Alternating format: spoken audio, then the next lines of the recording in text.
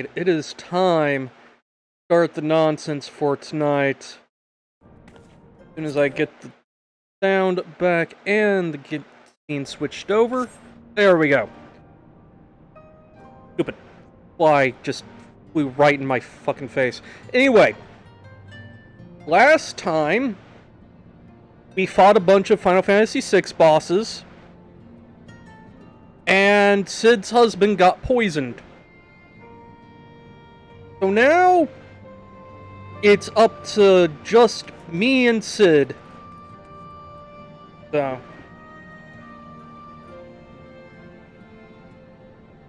No worries, Nix. But, yeah. Anyway. Right.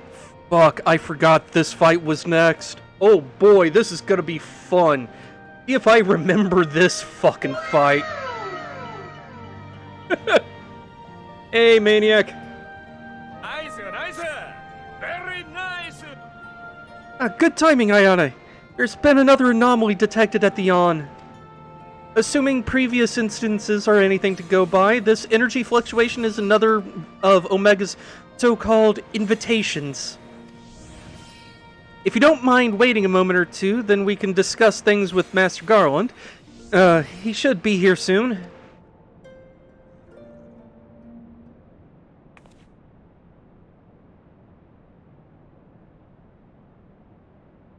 The chief should be here by now.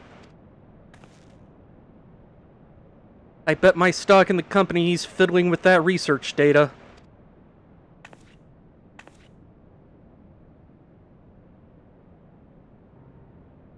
Well, I suppose I should explain, even if the chief might prefer me not to share. After your last run-in with Omega, Master Garland has had some research notes smuggled in from the Empire, from Garlemald. The notes are part of Midas Non Garland's legacy, who was, of course, the chief's father, and the Empire's preeminent engineer. Incident at Baj's Citadel. Do you know of it? Yeah, I've heard of it.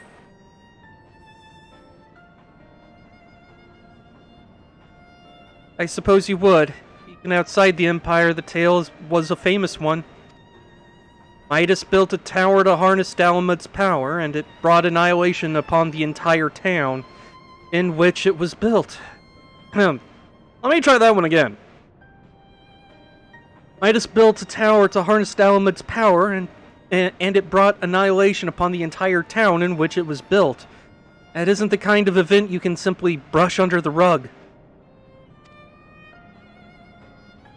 And, as you can imagine, the job of sifting through the rubble afterwards was no pleasant task. Master Garland was slated to assume his father's position as head engineer, but this disaster, added to his opposition to the Empire's path of conquest, convinced him to abandon his homeland.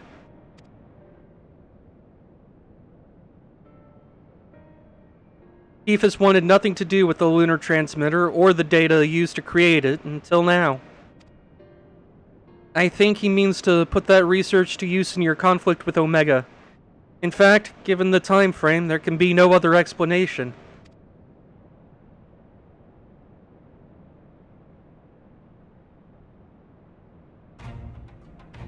Listen to me, Ayane. Chief's genius is plagued by a great deal of apprehension. But even so, once he makes a decision, he doesn't do things by halves. When the time comes, he'll come through for us. You have to believe that.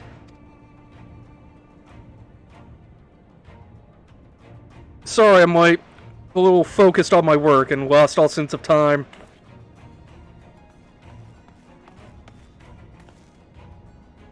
That's no excuse, Chief. What have I told you about being punctual to staff meetings? In any case, I've shared the situation at the Yawn with Ayane here. Good. You know that Omega is likely to ready to continue with its tests. Shall we go and knock on the door? But Chief, Biggs and Wedge aren't fit for field work yet. The Karujan's given Nero strict orders to stay abed. And what of Midgard Swarmer? Still taking his nap, is he?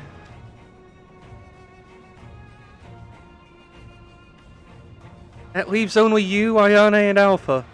Maybe it's time I joined the expedition. No, Jesse. I need your talents elsewhere. There's a half-built device in the workshop that I need you to finish putting together. I've drawn up the design and completed the core mechanism.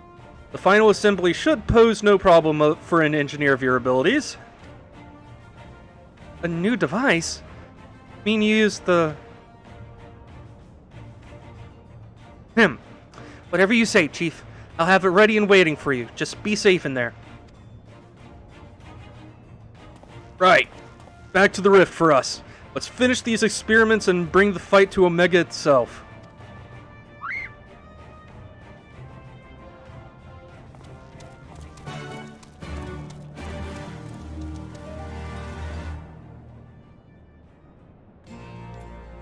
I'm excited. This next boss is a complex one, but it is fun, if extremely intimidating.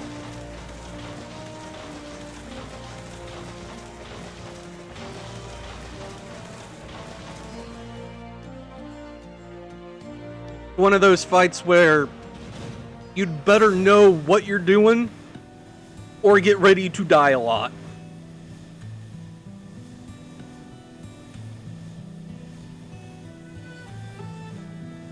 Also, it's weirdly claustrophobic.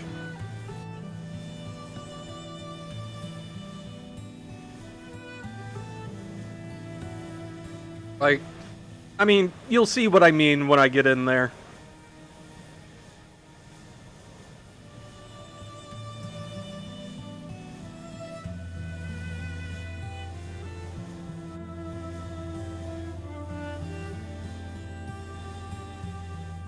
Because that's just the base gear she went with. I have no idea why she picked that.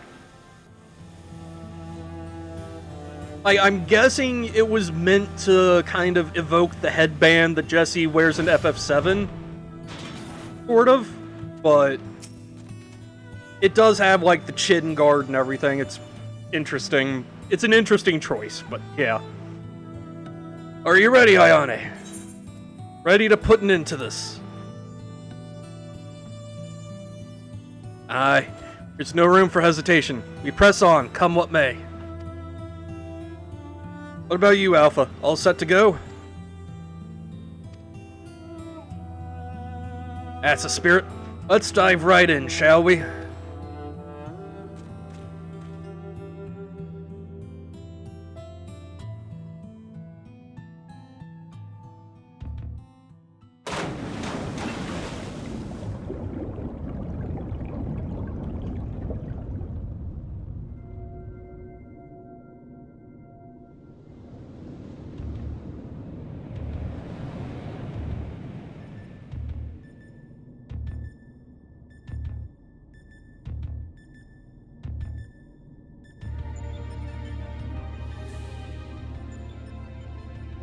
We're missing some test worlds. Omega's experiments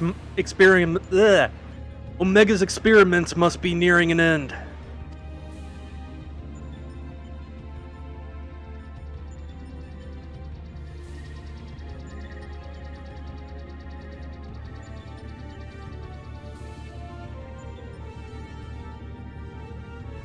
Welcome, welcome.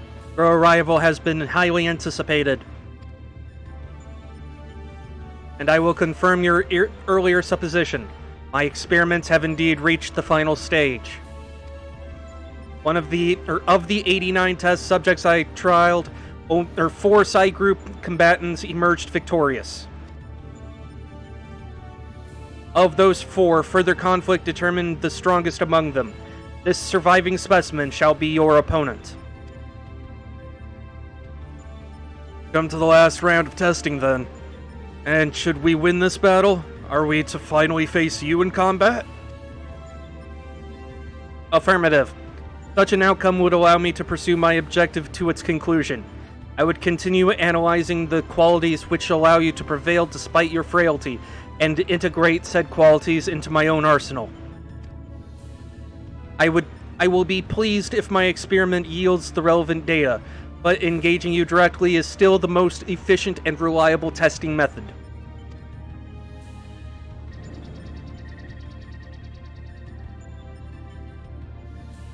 Omitting intermediary steps. Evaluation of combat potential deemed superfluous. Proceeding immediately with final experiment.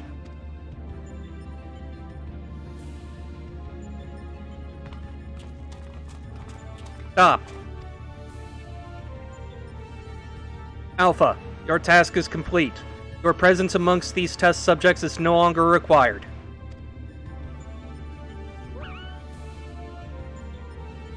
What do you mean by that? I will guide your progress personally from this point onwards. Alpha's role in transferring authority is now obsolete.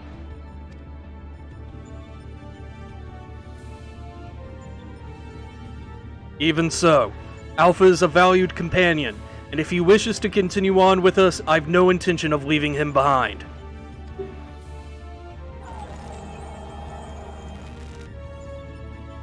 Companion.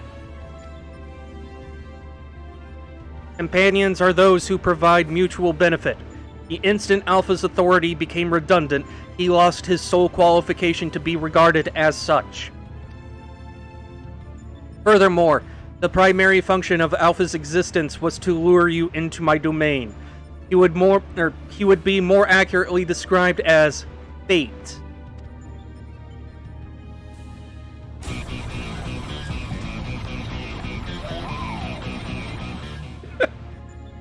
Not sure that fits, but we'll go with that. Test subject Alpha can neither confirm nor deny my statement. He possesses no memories prior to his encounter with you. He was the first entity I created here in this realm, my first and only attempt to recreate a being who shared your mundane parameters. I based his incarnation upon a most ordinary life form, one which had somehow bested an enemy whose strength rivaled my own. By observing the feeble creature in the heat of battle, I sought to understand the source of this contradiction.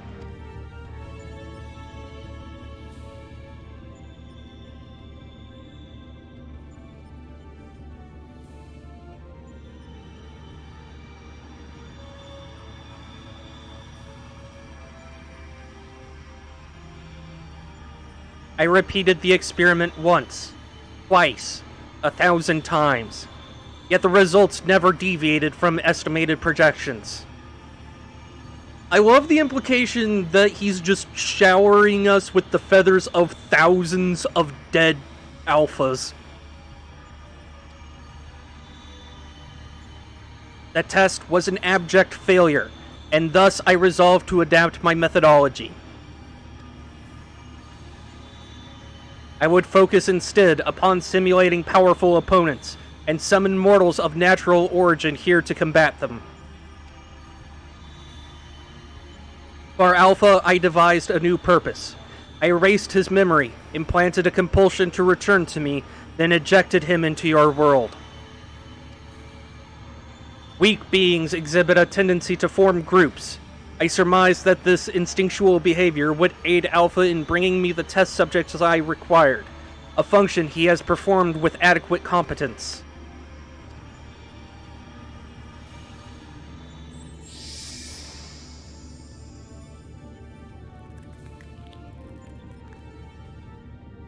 Tell me something, Omega. This ability of yours to generate matter was not originally intended for creating other life forms, was it? Your query bears little relevance to the topic at hand. Affirmative.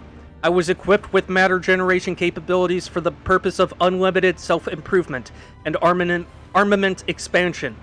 Fabricating life forms was not the intended function, but the practice is not otherwise prohibited or problematic. I disagree with you there.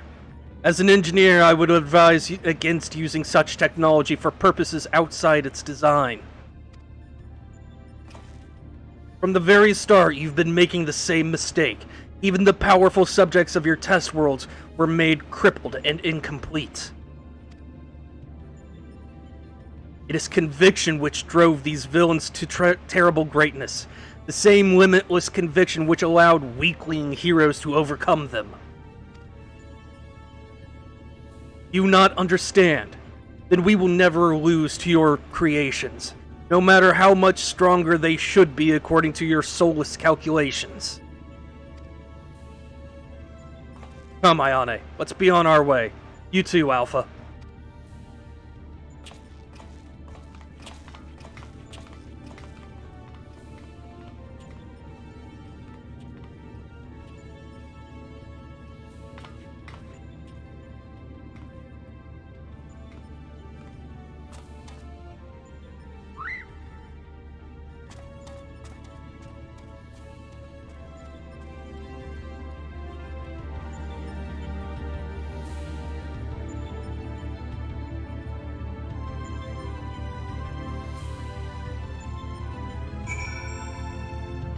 Well, that was a thing that happened. And we've got quite the ominous-looking shrine in the test world.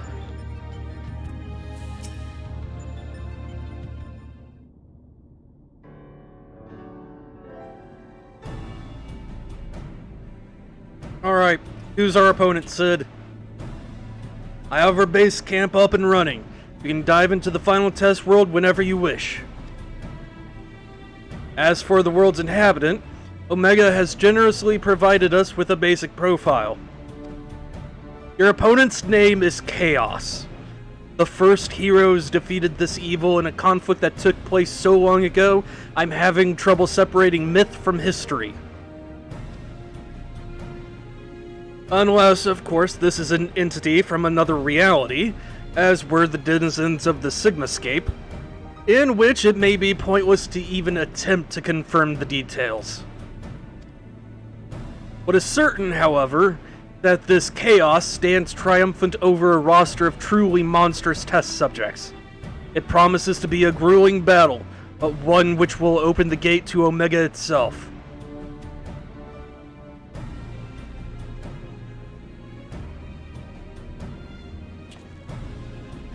Alpha, you and I will need to provide support for Ayane. Will you be my assistant?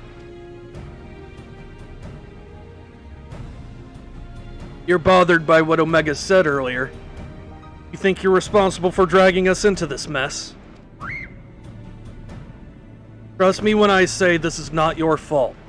We were the ones who awakened Omega, and we're the ones who need to deal with the consequences.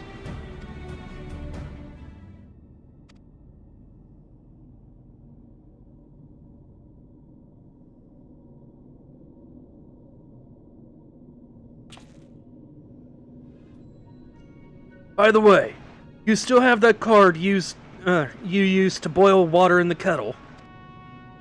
It's been brought to my attention that I'm a spoiled blue blood who can't even refill a pot without constant reminders. If you could take charge of that, then it would be most helpful.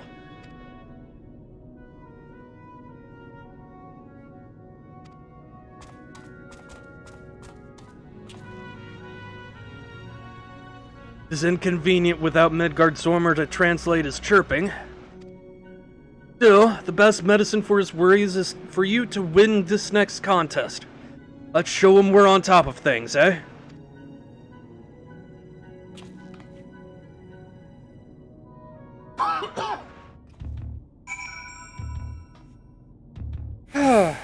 Alright.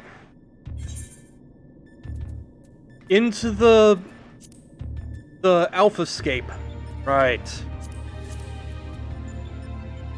Alphascape 1.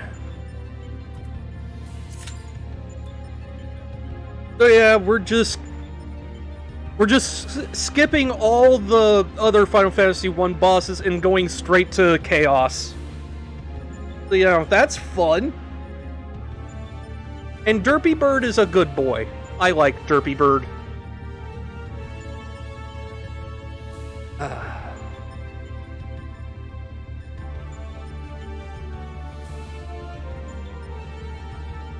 Get a good stretch in before things take off.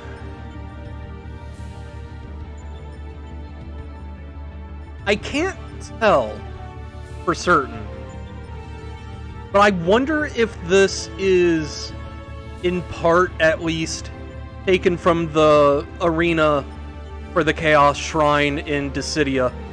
This image, at least. Because it does look familiar. And I know, like, Kefka was taken straight from Dissidia.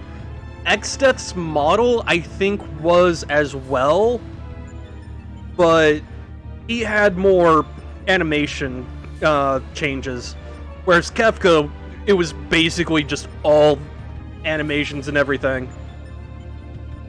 I forgot that I was there, and that did me a fright for a second.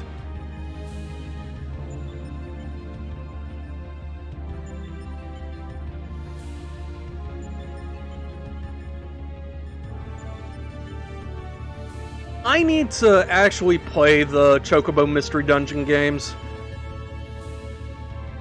Like, Omega's little bit there about how he created something with a mundane parameters, yet managed to somehow beat an opponent almost as strong as him, was actually a reference to one of the Mystery Dungeon games, I believe.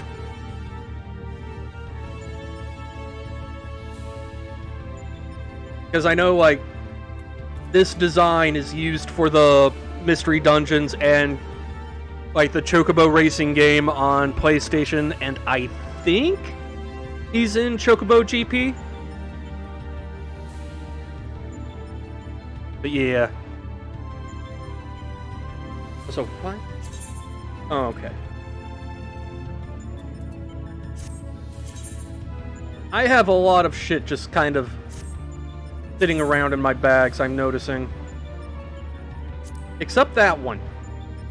For some reason, I have kept this one empty.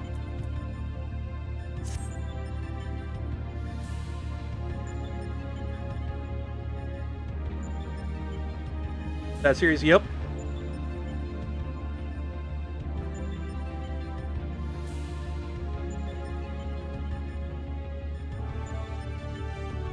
Come on, game.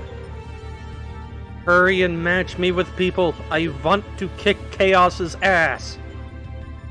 I'm here to kill Chaos. I also need to actually do this map. But then again, I need to actually get people together to do it first.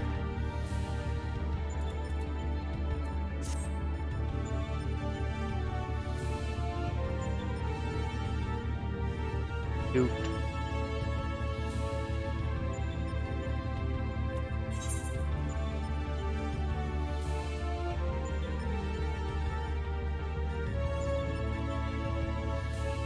I wish you could play Triple Triad with Sid in here. Just have something to do while waiting on the queue.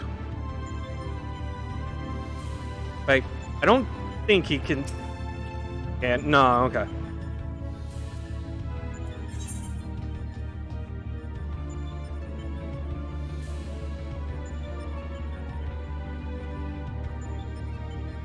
Oh, I didn't realize that was his weapon. Huh. That actually explains the footwear. Okay. That was one thing about the design here that I didn't really get. That's neat.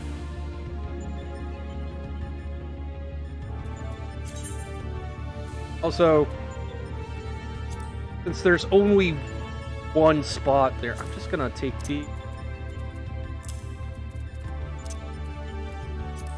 Put them there, just so that it's solid. I'm weird about organization like that.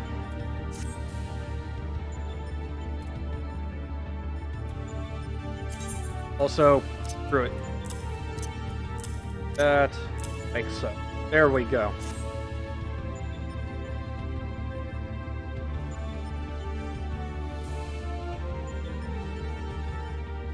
Just kicking the target to death. I mean, to be fair, I wouldn't want to be kicked by a chocobo. Like, let's be real. Chocobo legs are scary. At least, like, full-size chocobos. Which I'm assuming Alpha would be in a mystery dungeon game. Like, he would be considered a full-size chocobo there.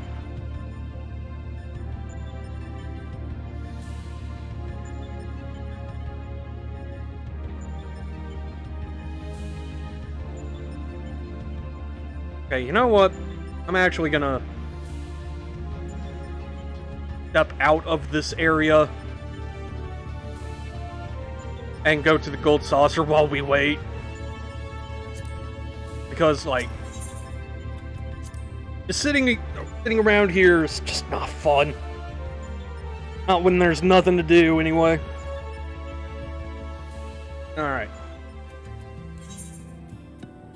I can always get back here quickly.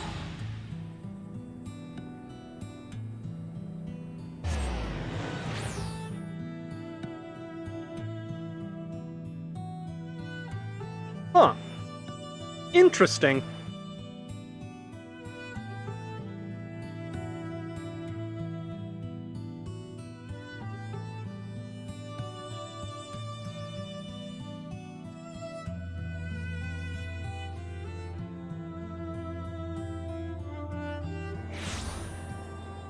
Okay.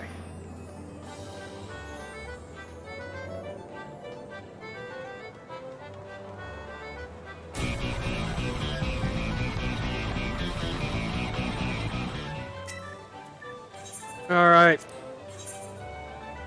Come on, give me something good. That is not something good.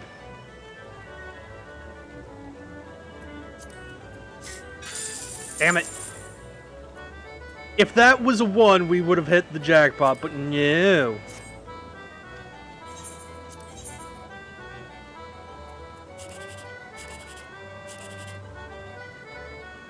Now let's go for this. Damn it. I mean, 21's not bad.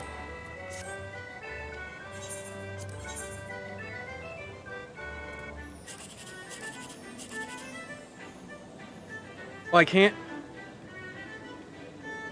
go for the diagonal. Hey, there's the jackpot.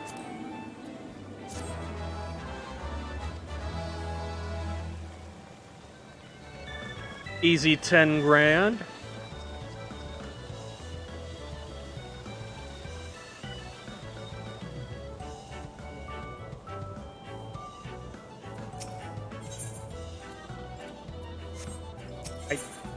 I don't want to... Why am I not getting the prompt to sell cards? Can I just not do that in New Game Plus for some reason? That's dumb. Anyway. Wait.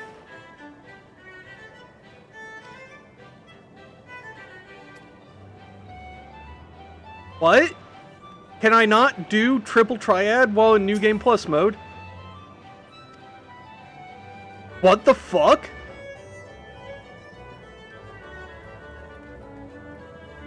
I'm sorry, what? Oh my god. That's so dumb! What the fuck?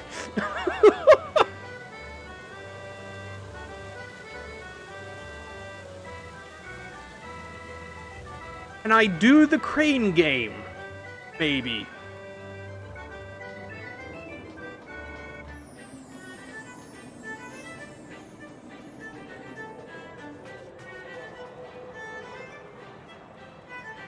Or can I punch Gil in the face? I can, okay. There we go.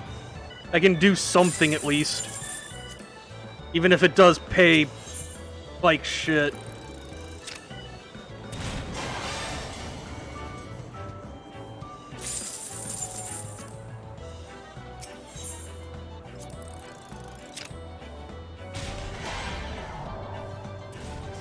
At least it's something.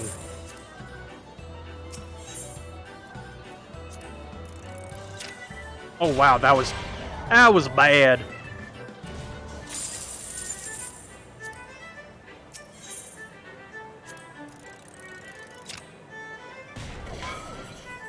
Okay, I'm getting worse.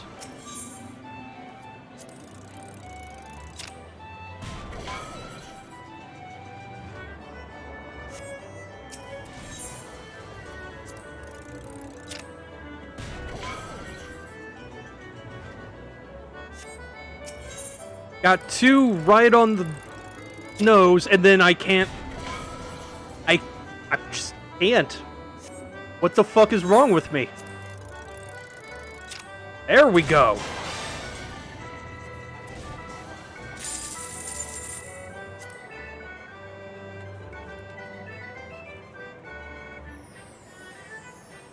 Got two challenges down. I kind of wonder how they got up there without the Yojimbo event going on.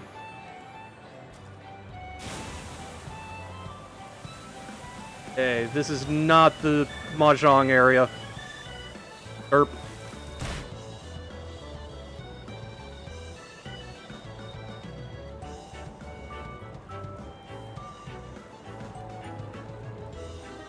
Average wait time 9 minutes, my ass.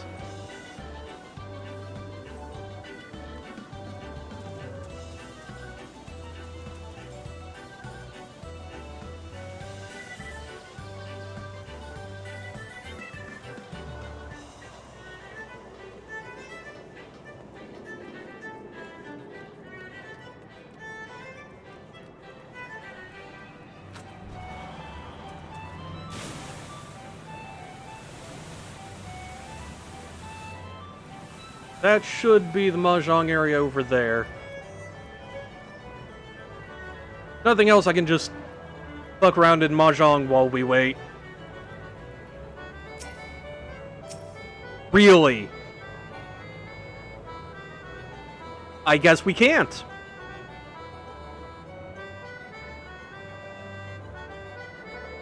Well, shit.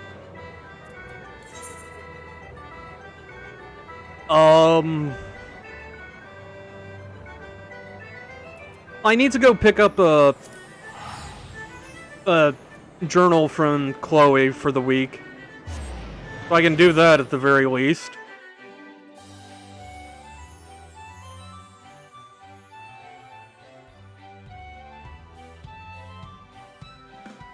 I'm actually surprised that the queue was taking this long, considering this is one of the dungeons marked for the Moogle tombstones. People are usually farming this shit.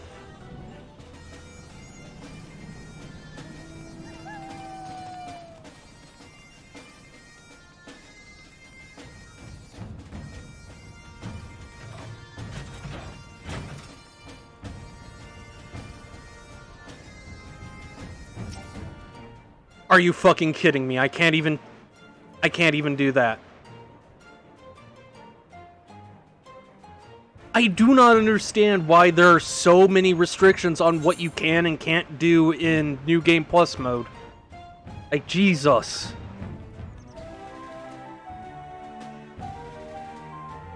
Well, I guess back to Garabania it is. Game doesn't want me to do anything else.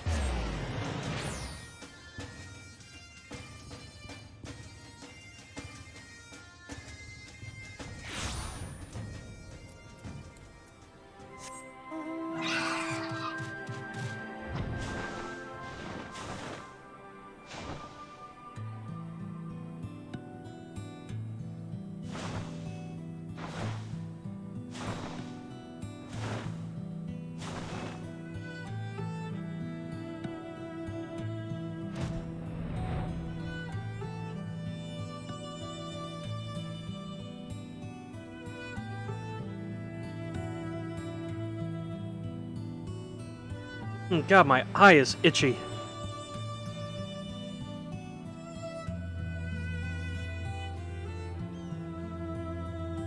On game.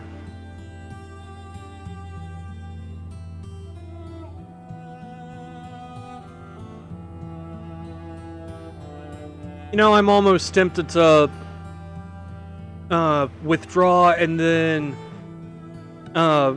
re-queue up as a healer or something.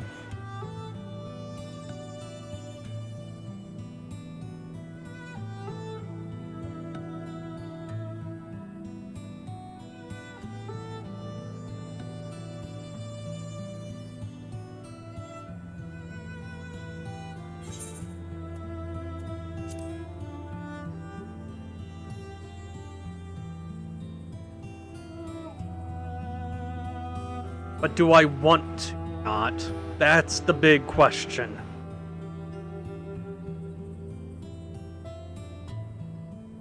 There's no way in hell I'm tanking this fight. So I'm either DPS or heals.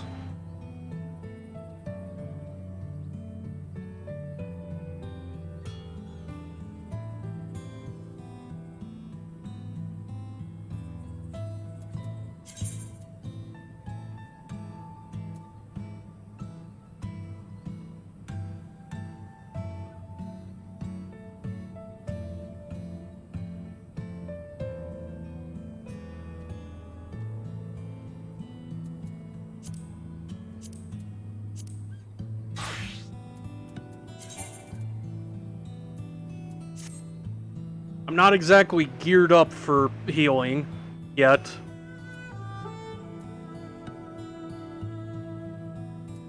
I'm still in the level 89 stuff. God damn. Well, let me head back to Rothan. Like, or yeah, just return Rothan. If I have to swap back to Red Mage while shopping, so be it.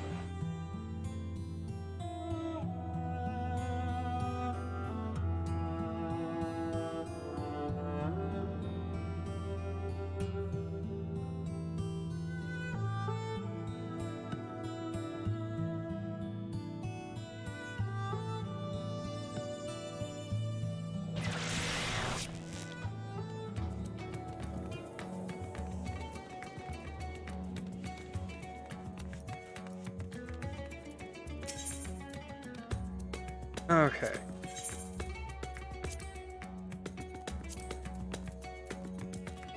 See. I don't have enough tombstones for any of that. Boo. I don't have enough for anything, goddamn. Oh, so much for that idea then. Okay, yeah, I am gonna swap over to queuing up as a healer.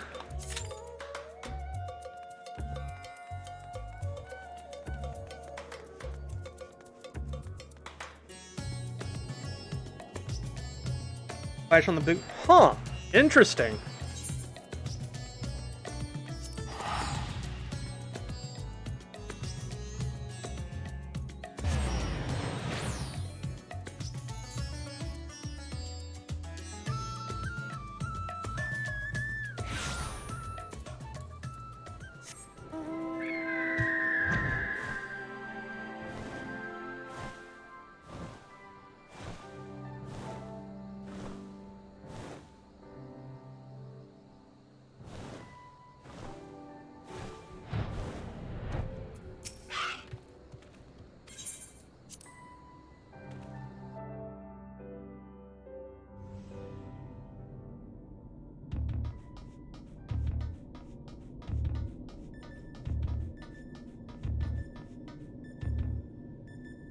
Okay. See if healing has any better luck tonight.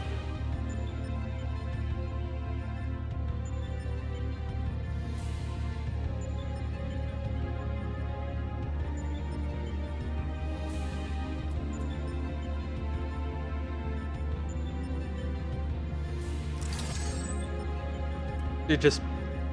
if I remember what everything does While I wait.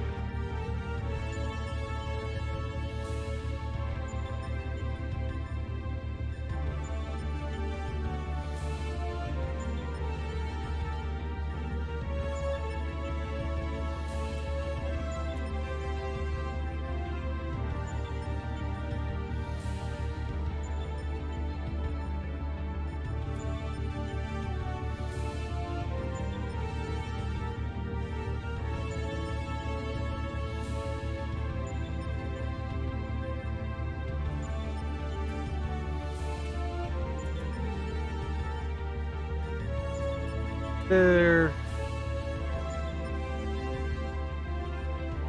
Okay, I think I remember everything. Where's Cardia though? Cardia's there, okay.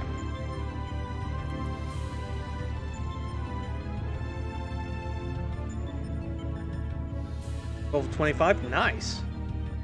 I have no idea if that's high or low for that game though.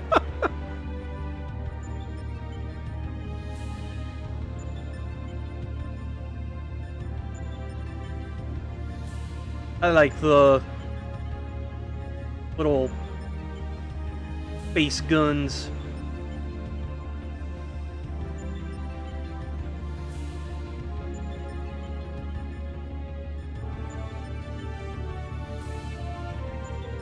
Average wait time is less than 5 minutes, game.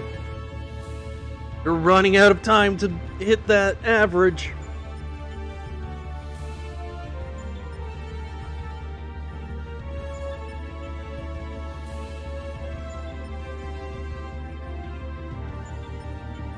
I have never seen a heal queue take this long. What the actual fuck?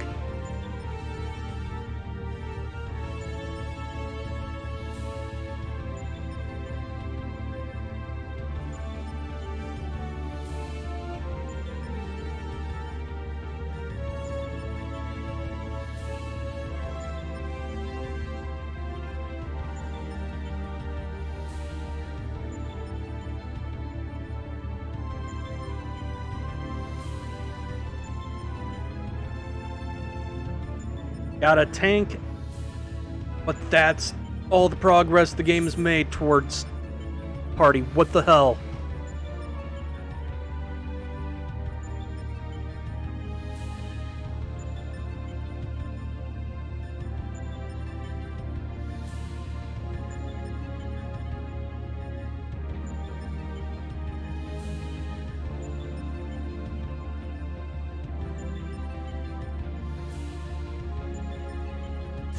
There we go. Goddamn.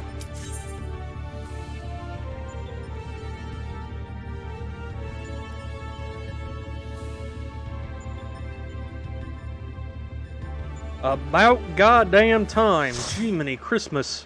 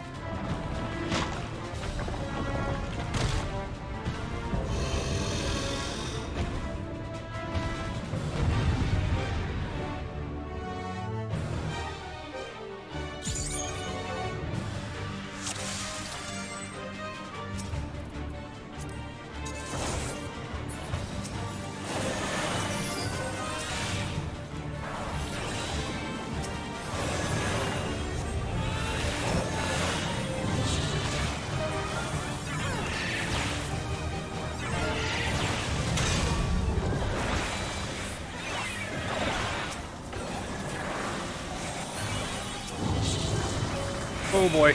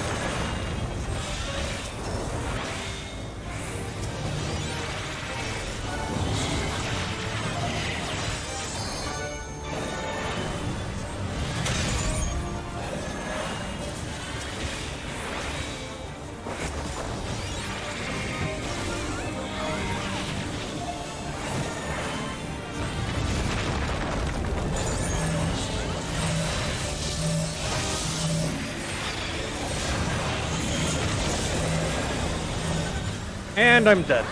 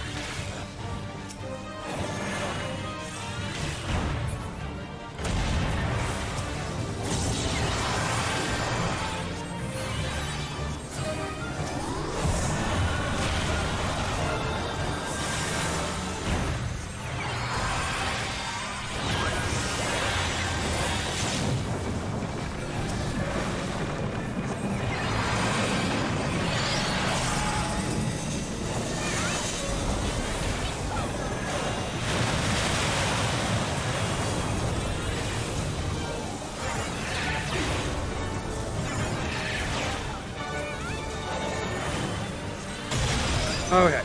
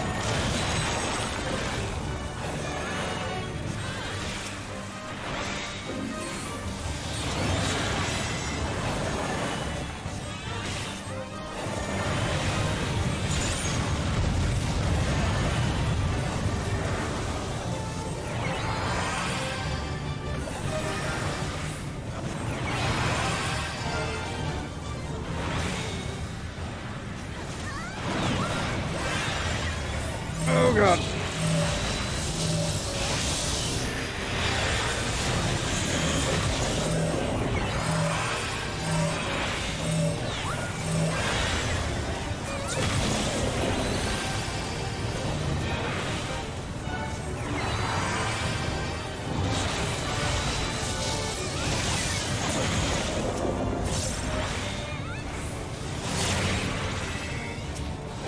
This is what I meant by claustrophobic fight, by the way.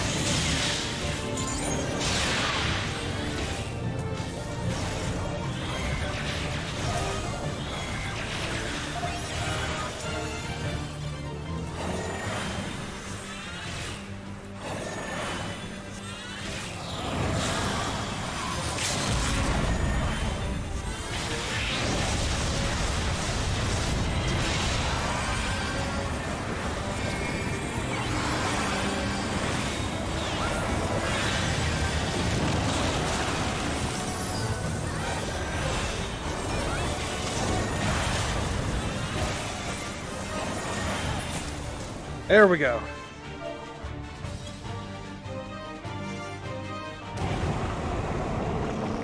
Yeah, the theme is amazing here. And the fight's really fun. You just gotta know what you're doing, or you get your ass beat.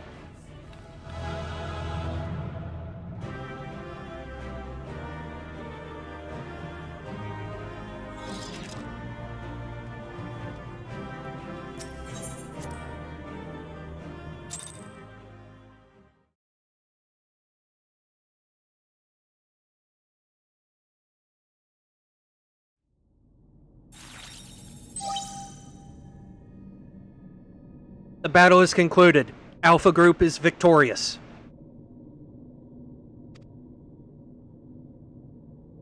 This also signals the completion of my experiments and the incontestable fact of your supremacy.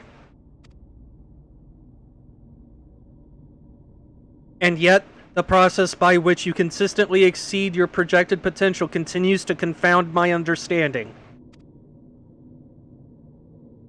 Is it possible that the test subject Sid's Is it possible that test subject Sid's suppositions are correct?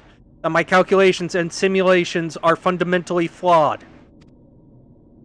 Do mortals truly boast some indefinable quality that I do not possess and cannot measure?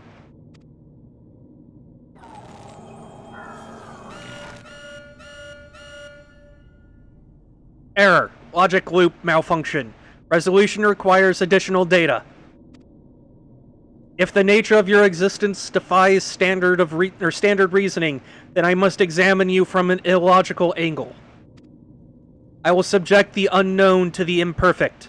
Test subject Ayane Kogane will proceed to a supplemental stage.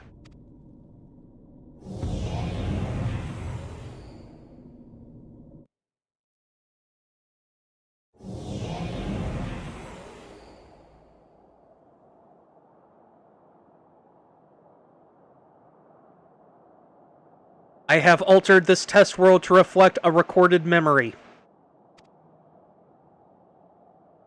It originates from a time when war had erupted on a distant star. I was deployed to the battlefield, and it was there that I engaged an enemy of unmatched strength. Oh, shit.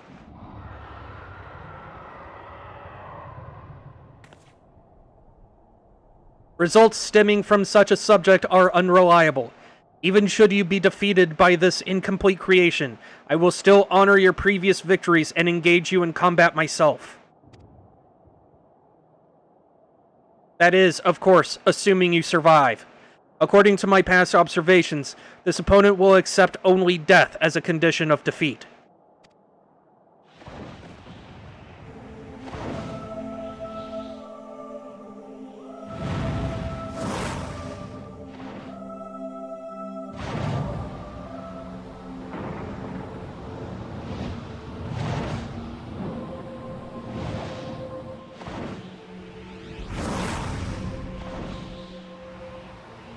Prepare to face Midgard Sormer, red-maned worm of the Dragon Star, and nemesis of my world. This is not the fated specter that you know, or a mortal conjured simulacrum. You will contend with a true incarnation of the Father of Dragons, at the height of his power and glory.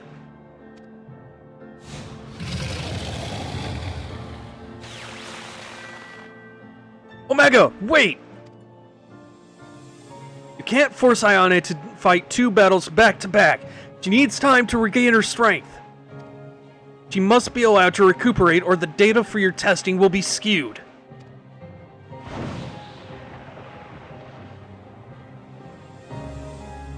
Acknowledged. As subject Ayane Kogane, you are permitted to leave. Re-enter the test world when your strength has returned to optimal levels.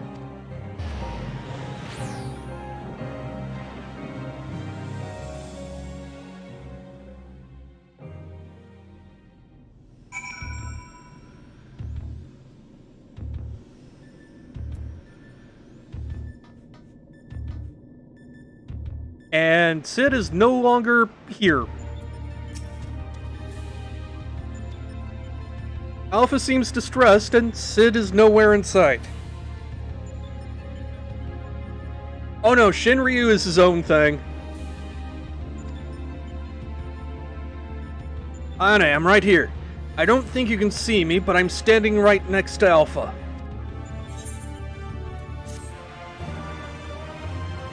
So Sid is invisible now.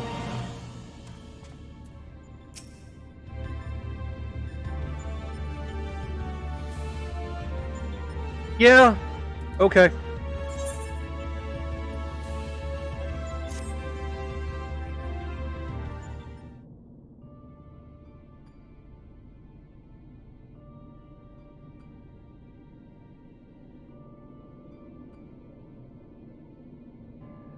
My apologies. 'Twas not my intention to undermine the gravity of the situation with this diversion. I noticed the kettle was boiled and thought some tea would soothe my nerves. I poured myself a cup and was halfway through drinking it before I realized my hand, not to mention the rest of me, had turned invisible. I understand the situation is unsettling. Fuck off, robocall. 1 second. I have to deal with that so I can actually see chat and all. Okay. Now that that's out of the way, goddamn. Fucking robocalls. I understand the situation is unsettling, but I assure you I can still work unimpeded. Now, we had best discuss how to approach... I'm having a case of not existing. Oh, it seems to have worn off.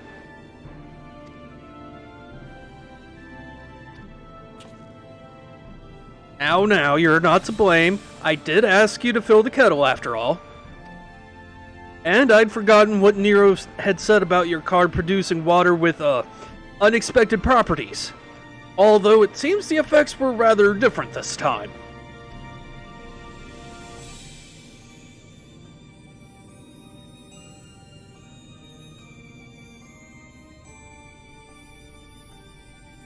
In any case, 'twas pleasant to have a distraction from our greater woes, however brief. We'll set the rest of the water aside for now, and decide what to do with it later. Right, Ione. We need to talk about your forthcoming contest with Midgardsormr.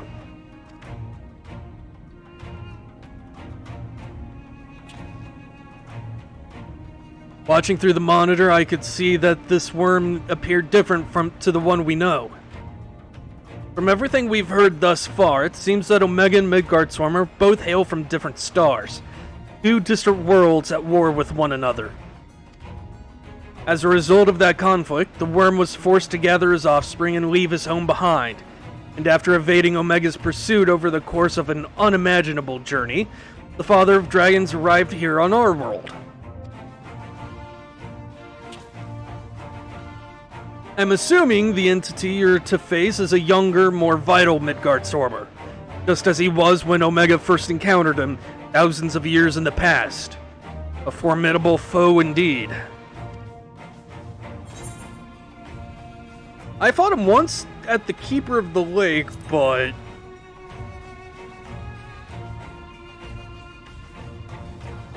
Wait, you fought against Midgardsormr before?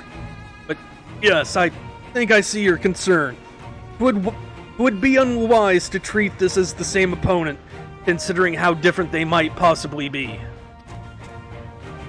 It certainly doesn't help matters that Omega's little surprise isn't registered as an official test subject. I can't even use the terminals to search for the most basic information. With that in mind, Ione, I have a proposal. I wish to leave the completion of this supplemental stage entirely in your heroic hands. Rather than twiddle my thumbs whilst you prepare to contend with the dragon, I mean to instead work on a strategy for our inevitable confrontation with Omega. And then, my friend, we will put a stop to this mad machine once and for all.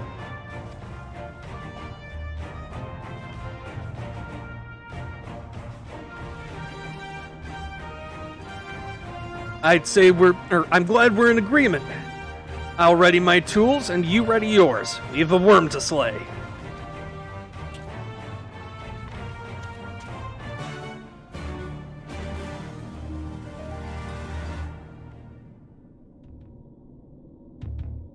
Alright. Time for the next one. Hopefully this doesn't take nearly as long.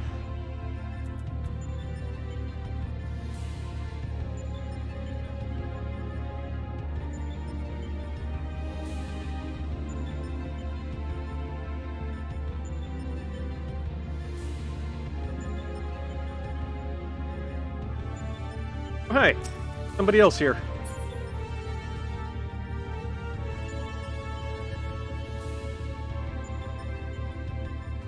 Oop.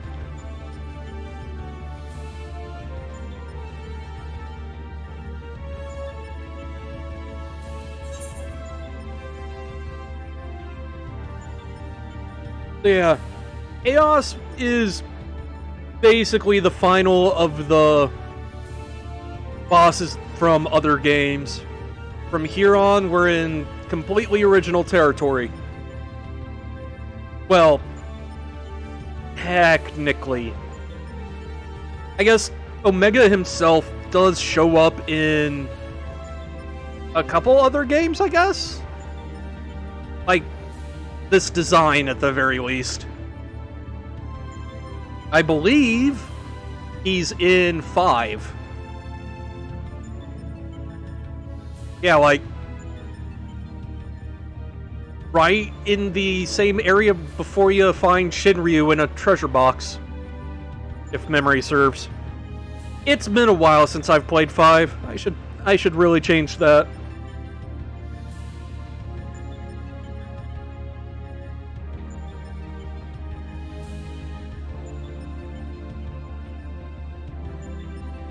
Was it the same design as War Mech in 1? Because I thought I might be just hallucinating memory-wise, but I thought the bipedal like death machine design was what War Mech was in 1.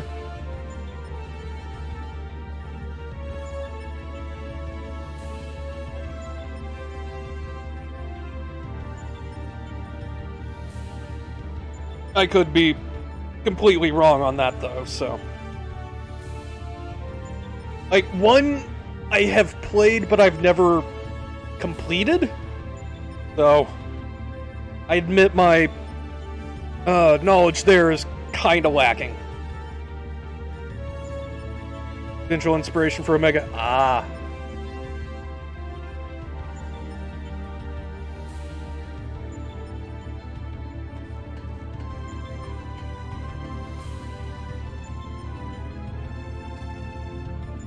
Mega Mark II in GBA PSP. Huh.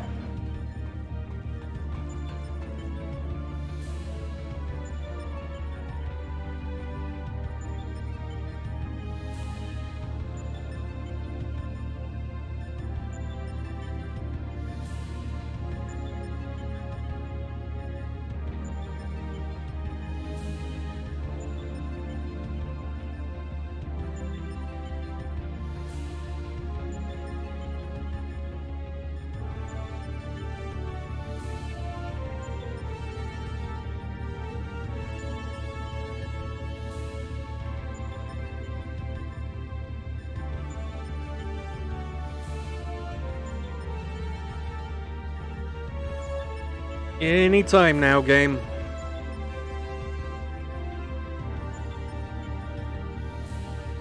And while I'm at it, I can throw this stuff out. I don't need it.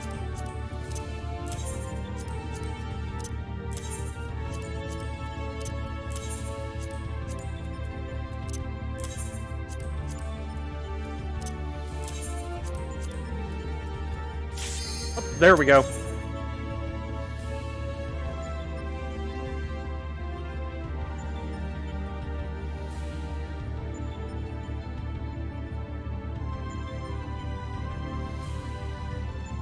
Come on, ready up.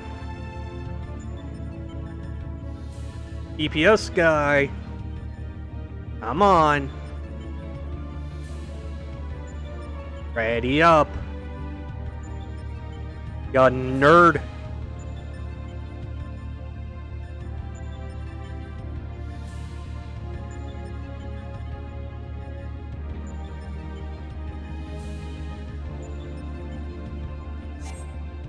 Well, come on. PlayStation 5. That wouldn't surprise me, honestly.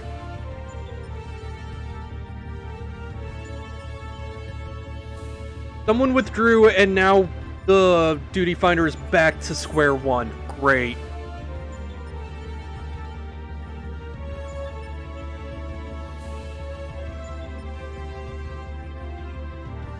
The weirdest thing about 5 for me is just Shinryu in a treasure chest. I still to this day have no idea why Shinryu is in a treasure chest.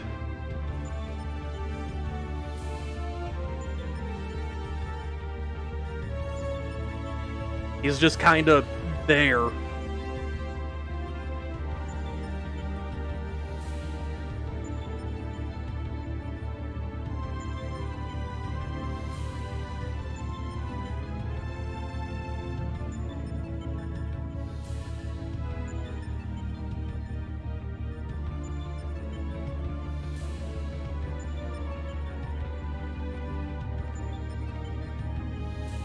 Average wait time less than 5 minutes. Time expired 6:20.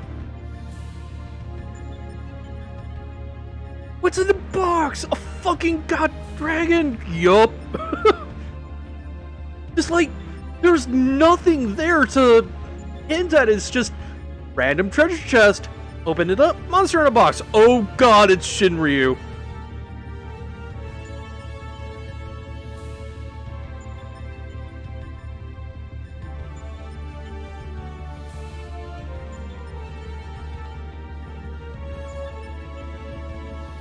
That does remind me, though, one of the nice things about the World of Darkness raid is that there's a Zandy clone in a treasure chest that just appears.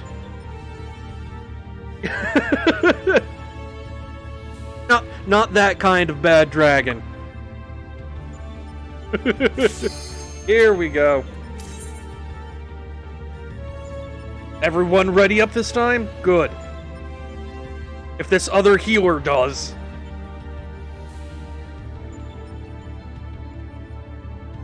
Oh god, Neo Shinryu, I remember that fight.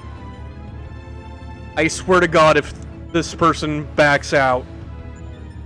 Thank you.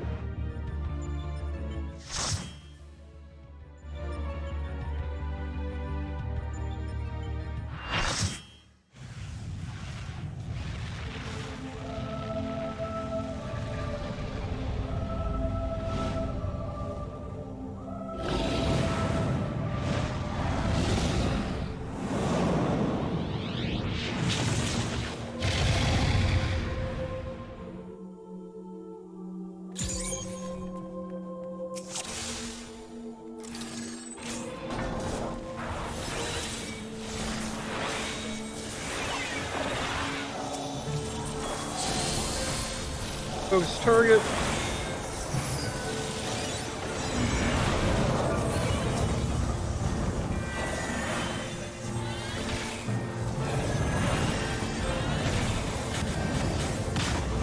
Right.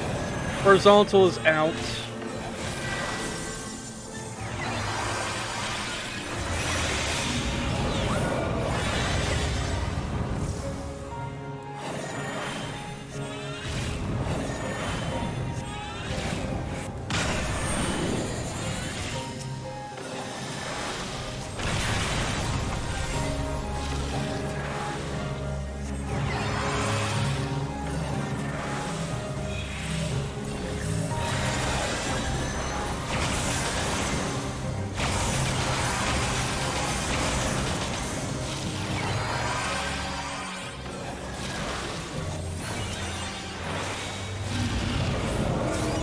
Okay.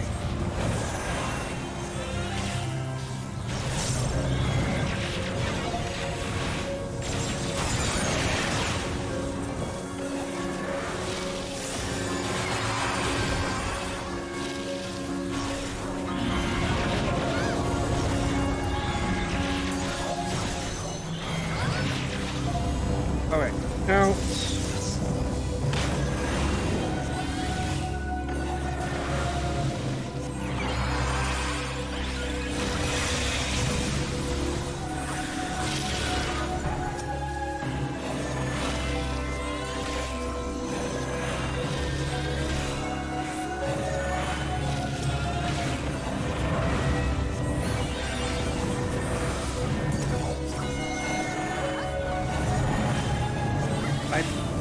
Okay, corners.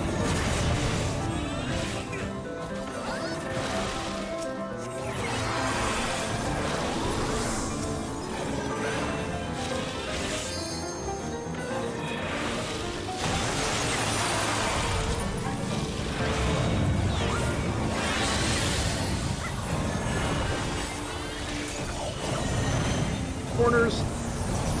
Get. And I'm dead.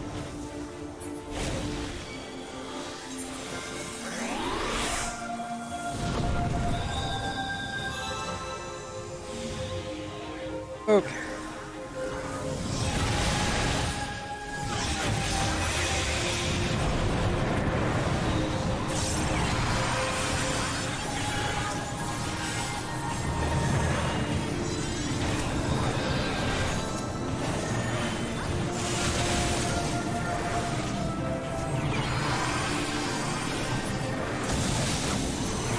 Bam, group heals.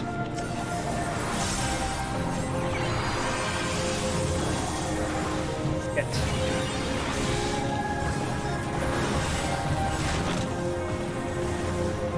Okay, somebody else got him.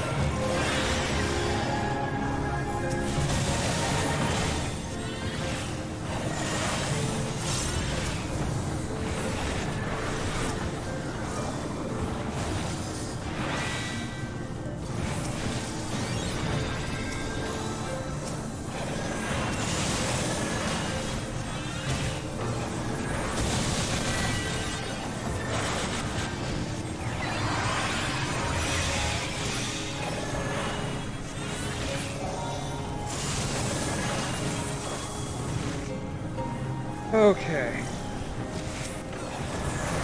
This is gonna hurt, but...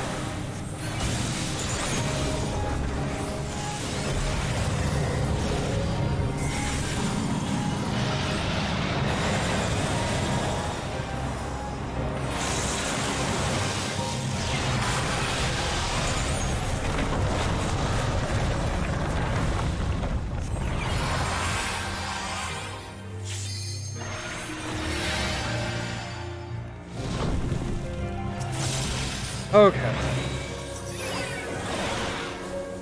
That was stress-inducing. But we got through.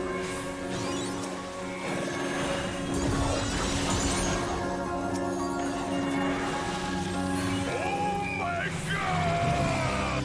Yeah. Yeah, very, very appropriate.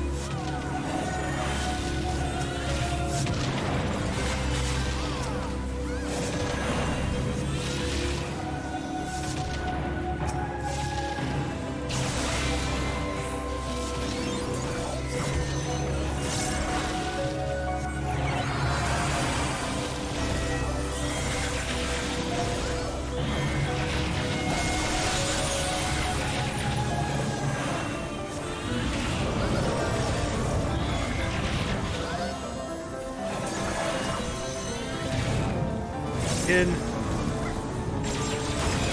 Okay. That was close. I almost overcorrected.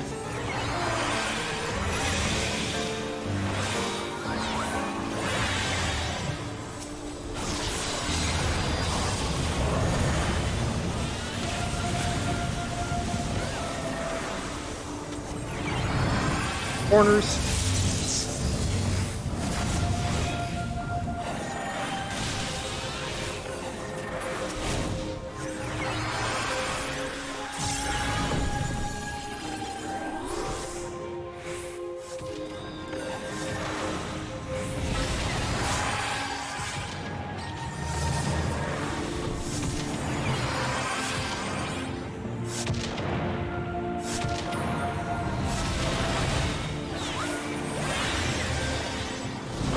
Okay.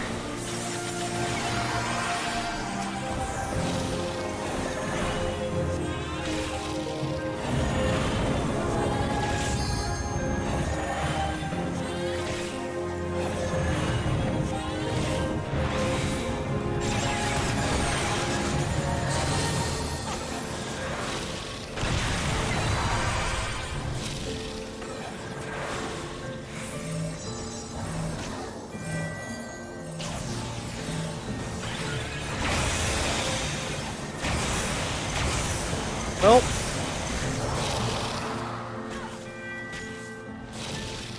Hank had the stack and ran away.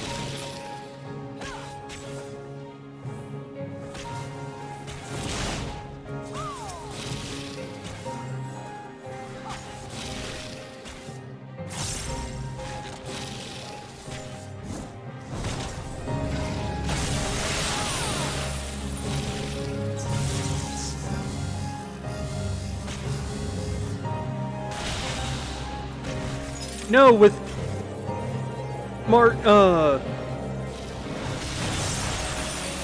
smart management of aggro, they might be able to ping pong back and forth between each other and actually win. Maybe.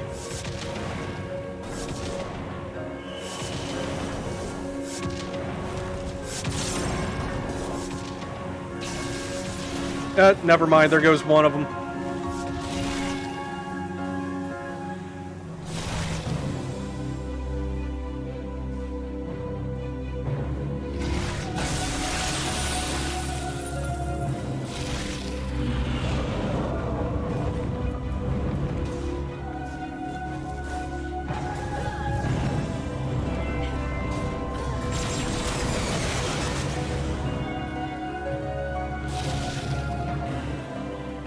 And the warrior soloed this.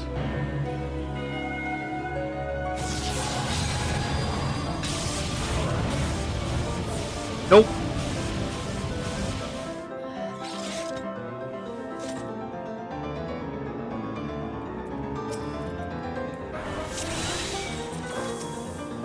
Okay.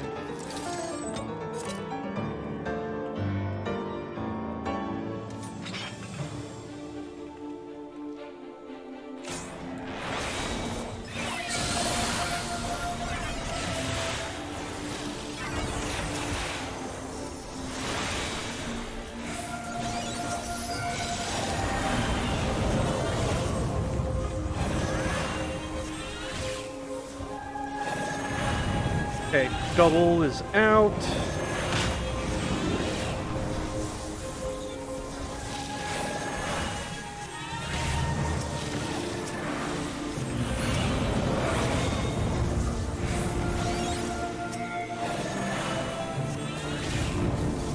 Out again.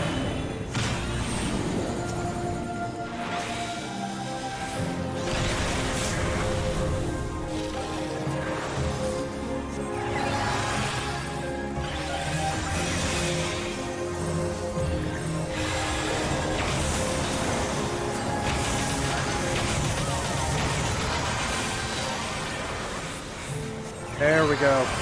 Okay.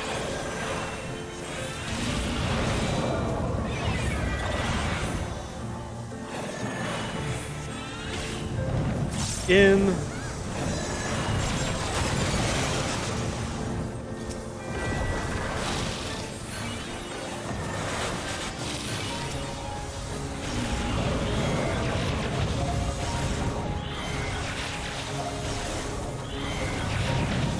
In.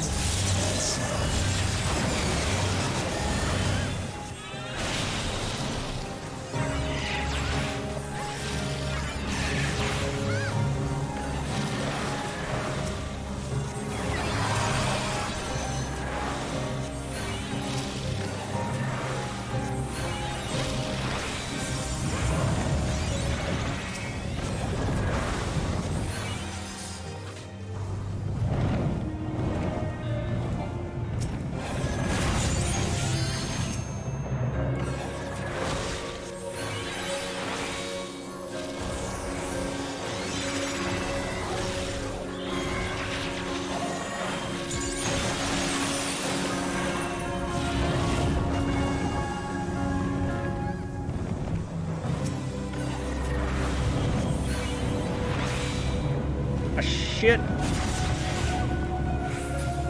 I didn't realize he had turned.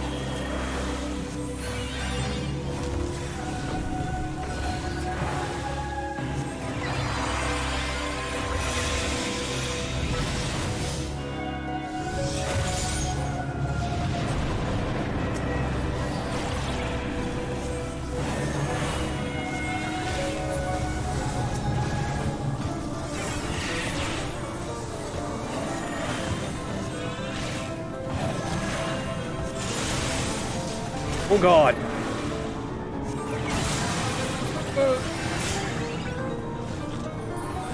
Emergency heal.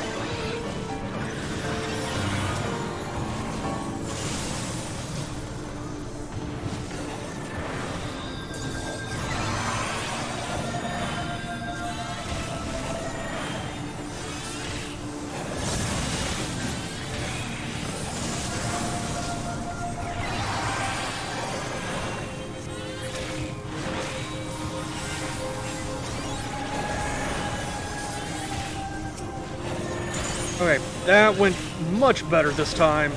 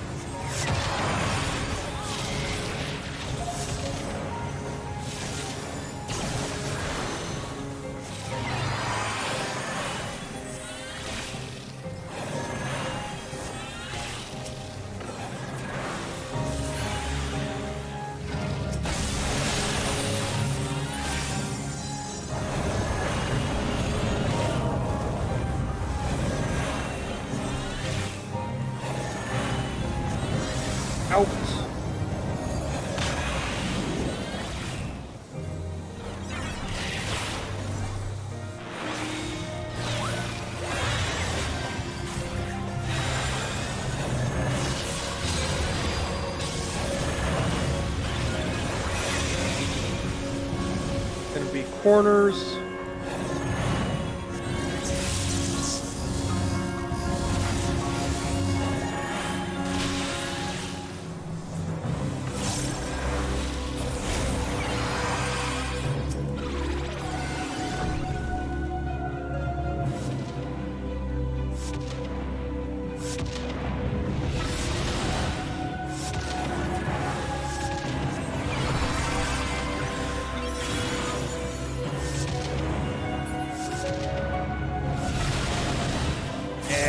I thought I was far enough.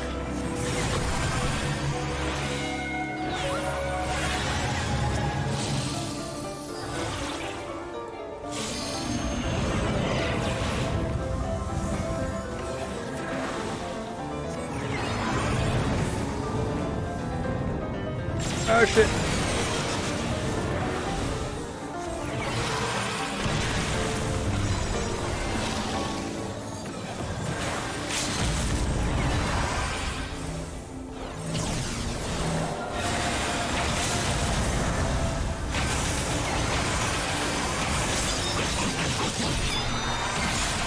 There we go.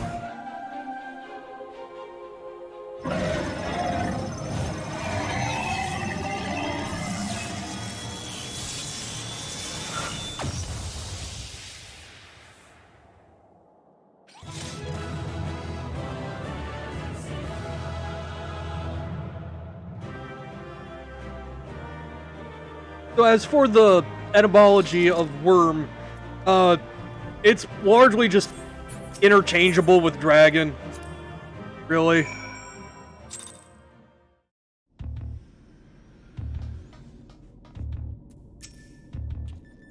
Alright. Another stunning victory, Ione. Bleh. I can't even say my own name. I felt the breath catch in my throat on more than one occasion. Yeah, so did I.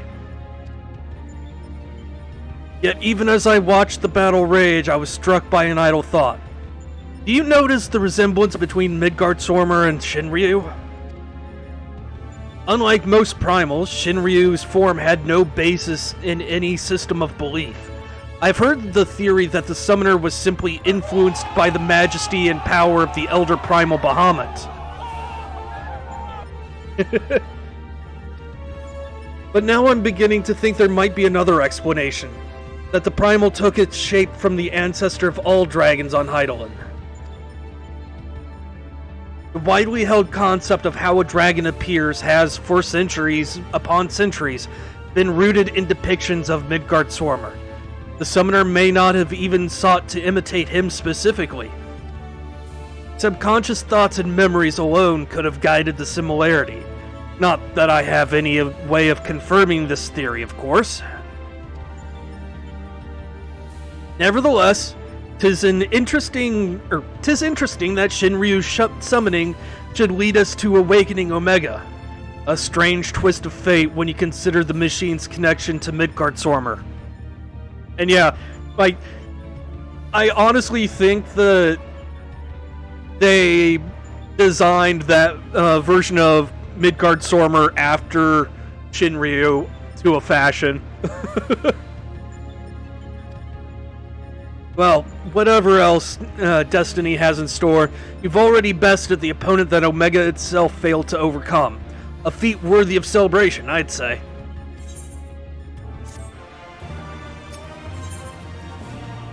In the end, there is Omega.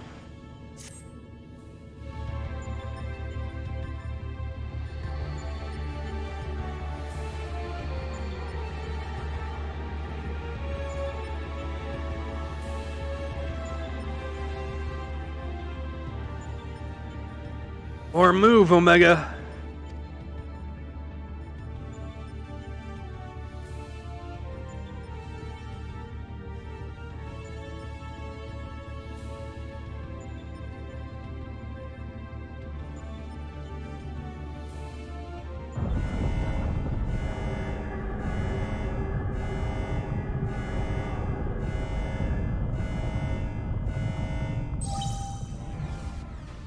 Shutdown initiated. All core experiments and supplemental testing concluded. Discarding test worlds. System resources rerouting to primary operations.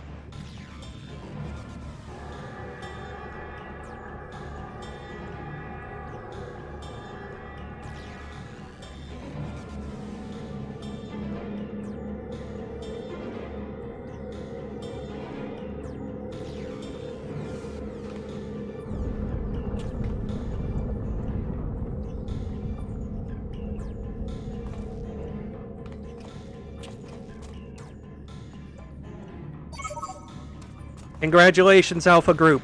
As the last surviving test subjects, you have removed every challenger on your path to reach me.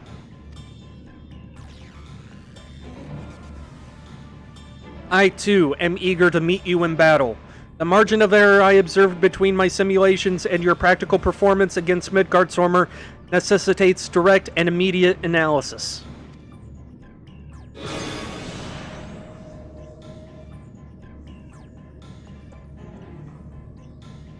Confrontation imminent. Prepare for unmitigated hostilities, then activate the relocation device to enter the arena.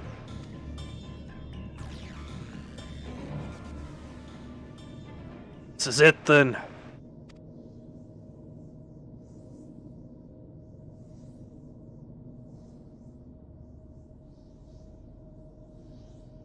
Omega's power might seem overwhelming, but trust in old Sid. I have a fair idea of where its weakness lies. And I've been working on something to exploit that vulnerability. I just need a little more time to prepare.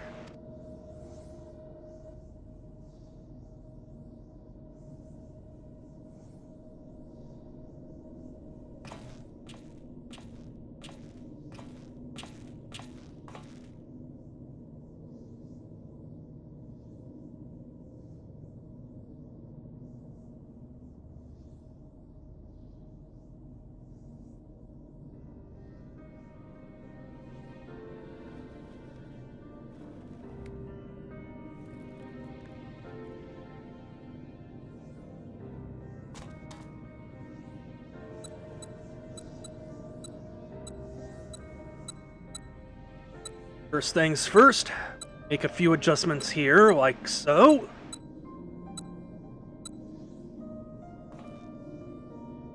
Alpha, do you have any more of those tricks and tools left over? I want us to have as many options as possible. Let's lay our cards on the table, as it were.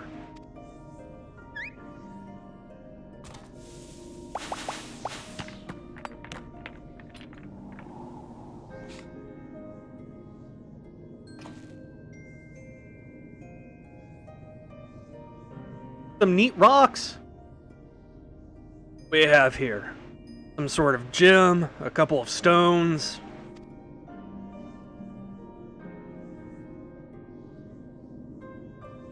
One single card. Makes things bigger, does it? Or is it smaller?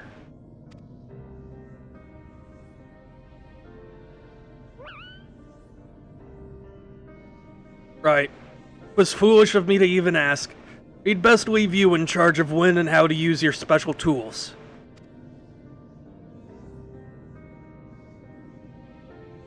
Ah yes, I almost forgot. Will you feed Titan in FF1? Yup.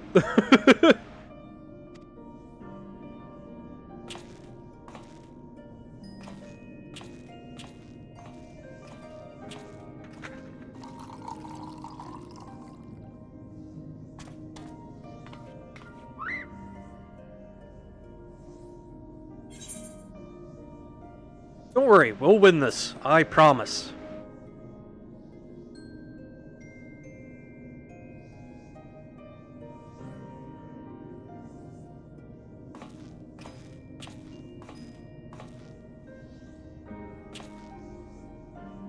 Alpha killed Titan to get the ruby. Yup. Here, you should carry this as well. I filled an empty bottle with the invisibility water from the kettle. It might just prove useful in the right situation.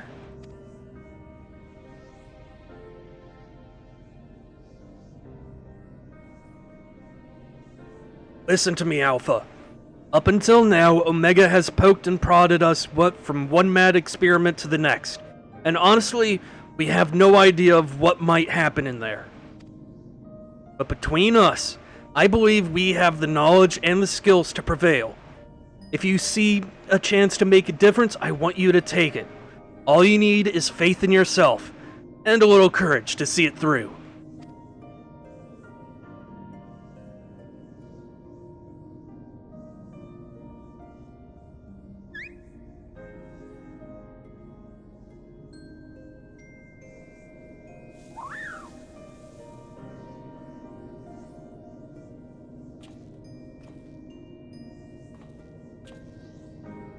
Right. Jesse should have that device put together by now. Let's head outside, shall we?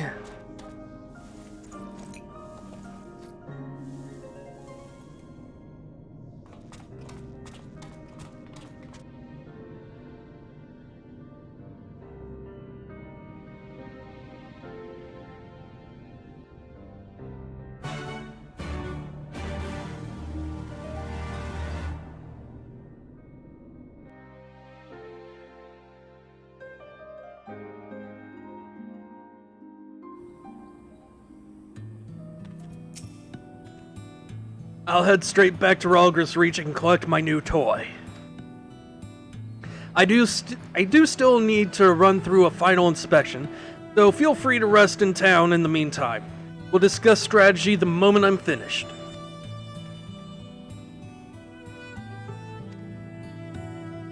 Alpha seems concerned for Sid's well-being. You have a feeling he wants you to follow him. Okay.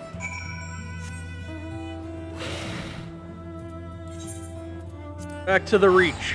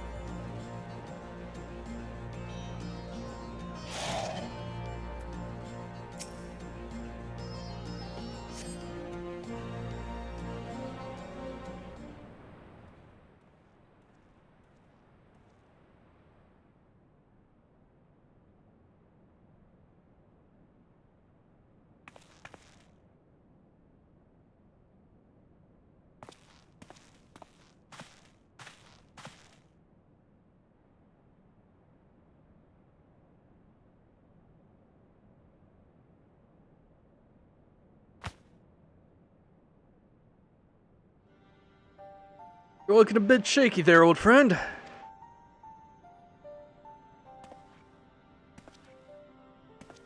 Hi, Nero. Nero, they let you out of bed, did they?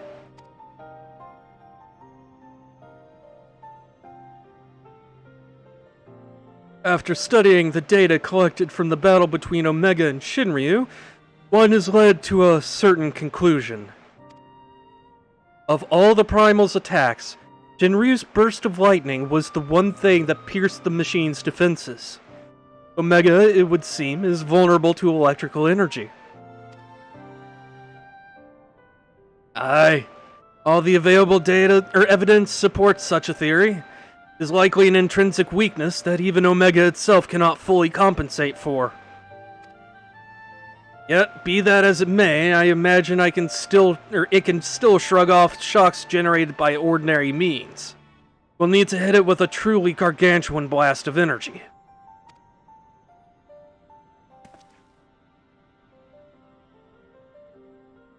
And so you made that. Based it on Midas's design, didn't you? The plans for the lunar transmitter. When my father was establishing a connection between the transmitter and Dalamud, he invented a method of accumulating and converting energy on a vast scale. Too vast, as it turned out.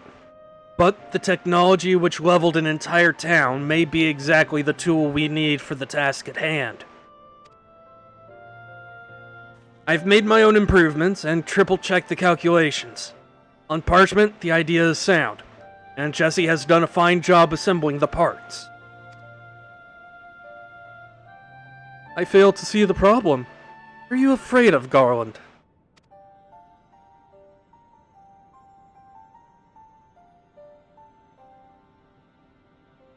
I don't know. The device should give us the edge we need. It's just... Whenever I look at it, I'm taken back to those dark days after the incident. I remember bodies melted by searing heat. I remember the bereaved and feel the weight of their silent accusations. I remember the Empire's remorseless response. We turned outwards in search of answers, but the inventions we created to ensure our future were used instead to destroy lives, wage war. That's why I fled. I came to Eorzea and swore to only employ technology for benevolent ends. But not as ever so straightforward.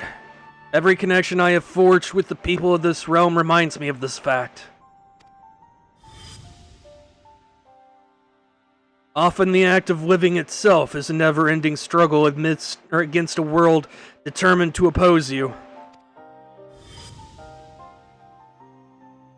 You can have the best of intentions and still cause hurt to yourself or others.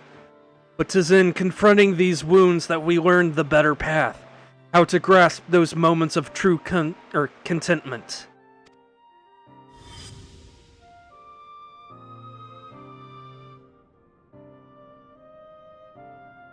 What drivel.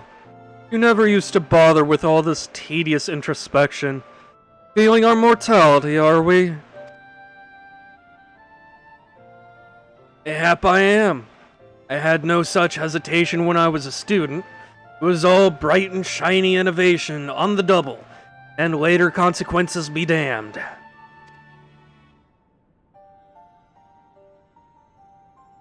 Now, though, I don't mind thinking through the outcomes, and taking the time to produce just one rigorously tested and carefully designed invention. Is a reflection, I think, of just how much there is in this world I care about now aside from myself.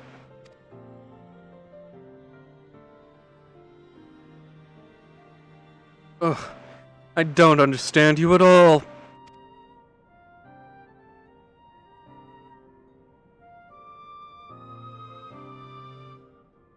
But I suppose, if anything, Omega and its unfettered testing methods represent the student you once were.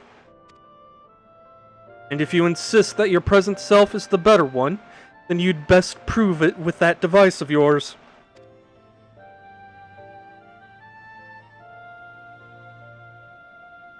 Suppose I must.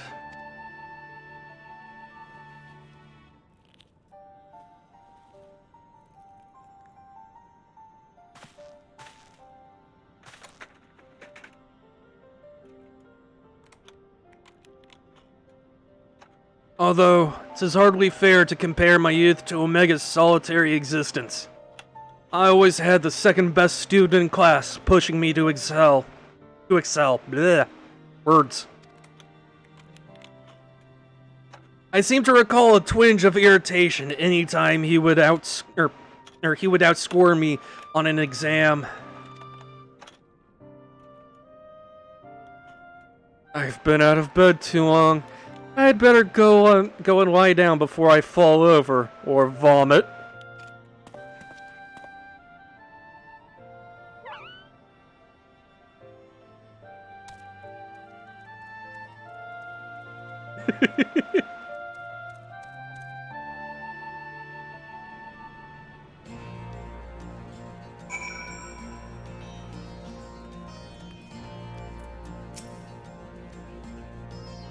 First Alpha, now you.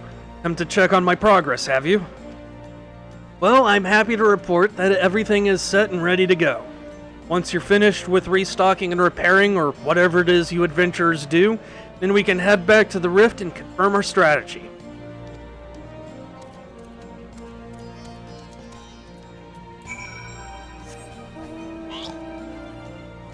I shall ride into battle on the most magnificent and majestic of mounts, a flying pig.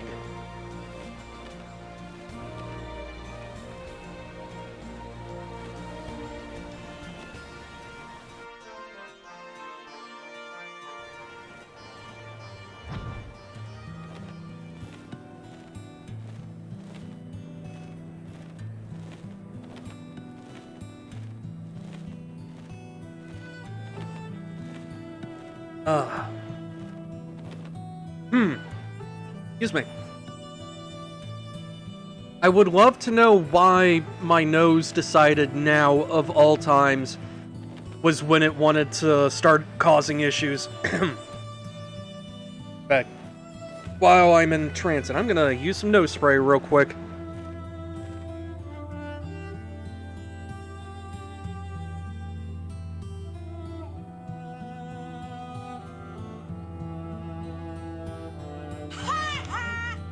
Yeah, my nose is laughing at me. Ugh.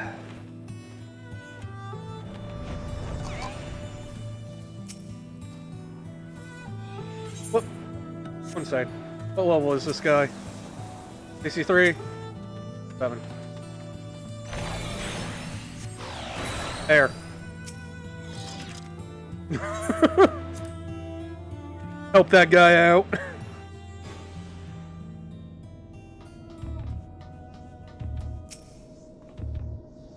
Apologies for the delay, but I think you'll agree the Ironworks' latest invention was worth the wait.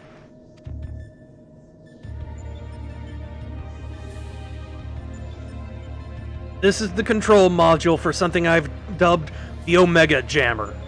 It will allow you to generate a colossal burst of lightning at any point of your choosing.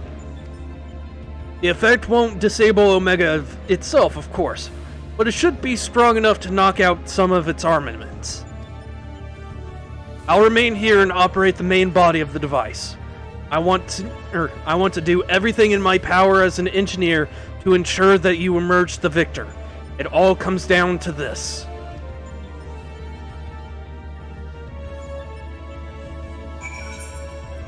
All right.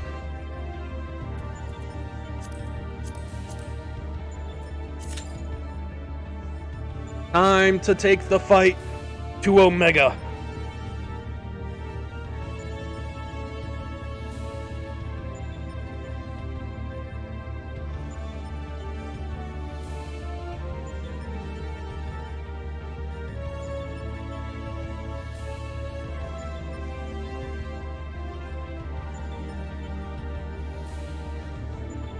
As soon as the game finds people to send me in with, at least. Oh, God damn.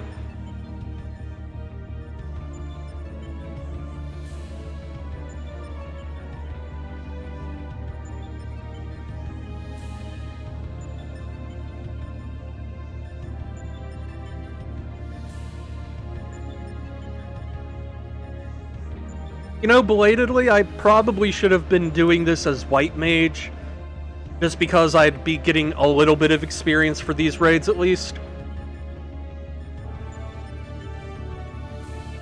But fuck it. I like Sage better.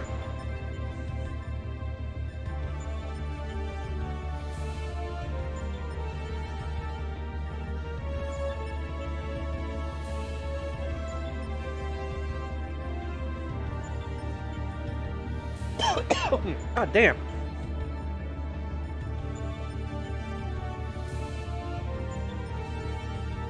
Sinuses were a mistake.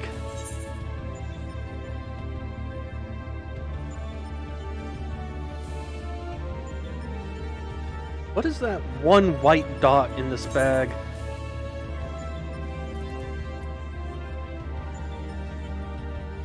Just wood.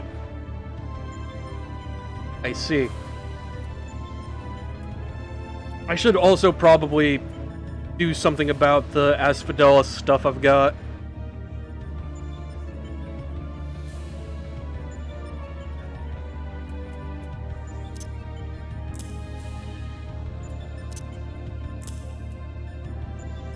Okay.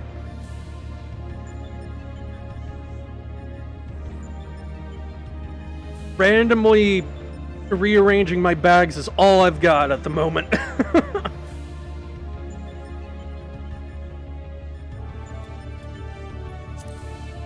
Okay.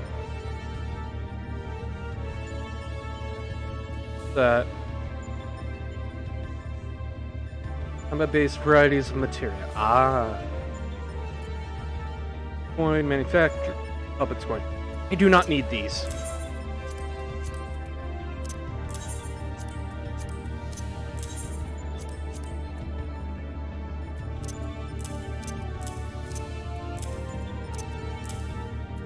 I do want to keep the Aglaya coin, though.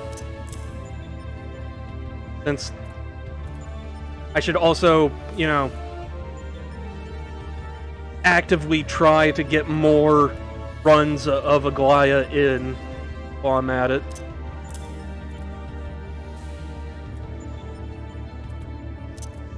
This down here. That over. Actually, that up. That there. There we go. That's better. At least to me.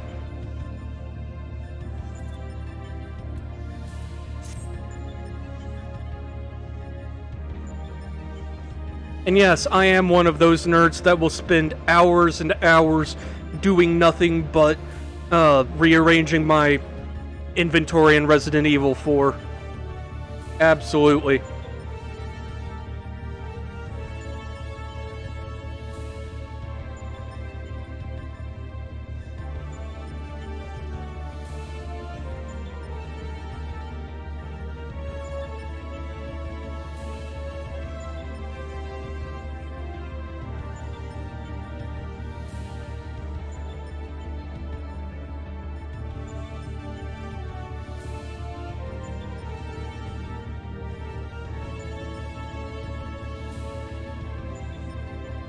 Anytime now, game.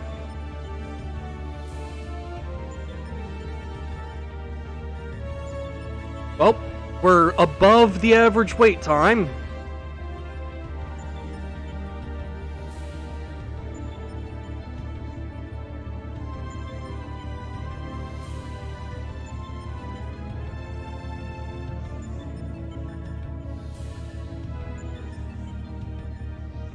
Gonna let Omega stare into our soul for a bit.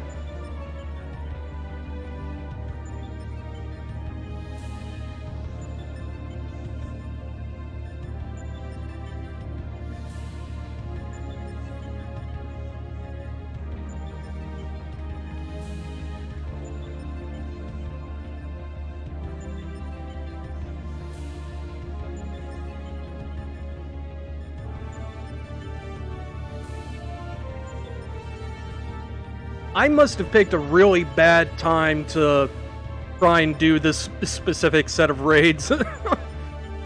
Because it's like nobody else is doing them. Which is weird to me.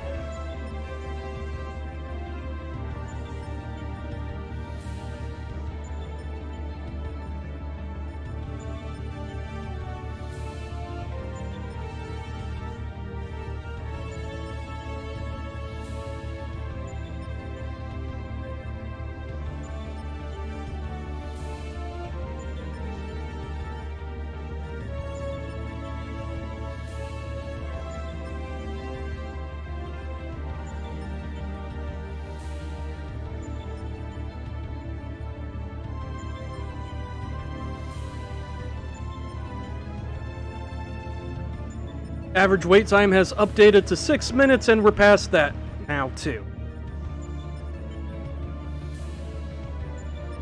Come on, game.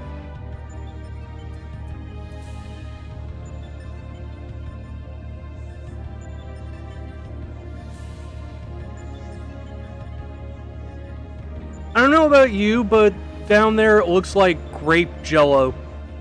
You know, before it's actually, you know, cooled off and become jelly, or jello.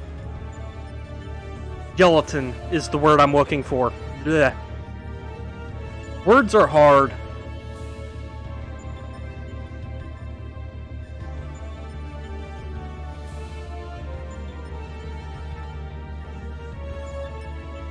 And we've lost the DPS. Great.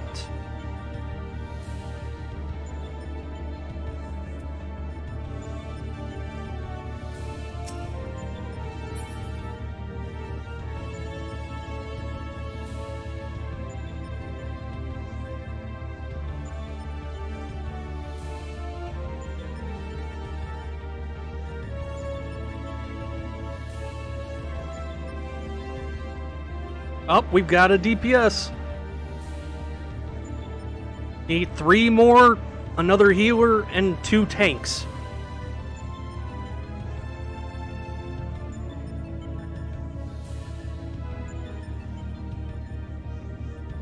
Anytime now.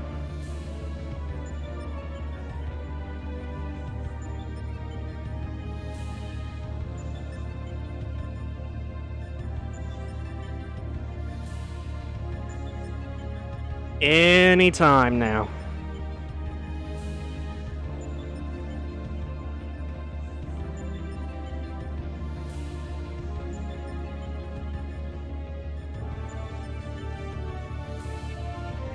Okay, I'm gonna give it 1 more minute and then I'm just refreshing the registration because, like, at 10 minutes,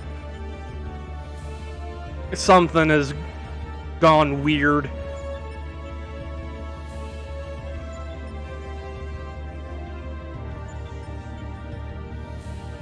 I can't play Triple Triad or Mahjong. Best I can do is go beat up Gil in the arcades, but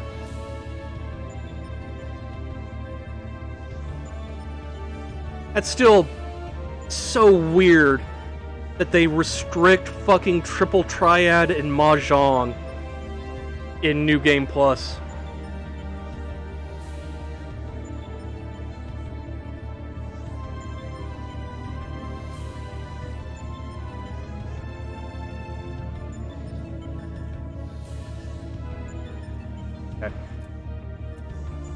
Raw.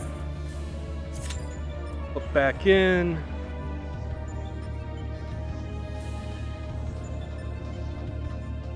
I guess I'm gonna go do Fates or something, I guess.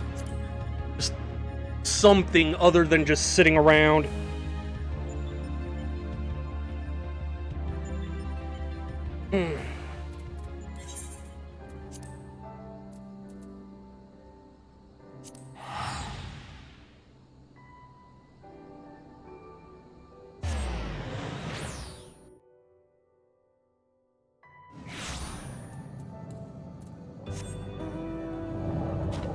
Might as well do it here, considering this is the remains of Omega's home. Okay.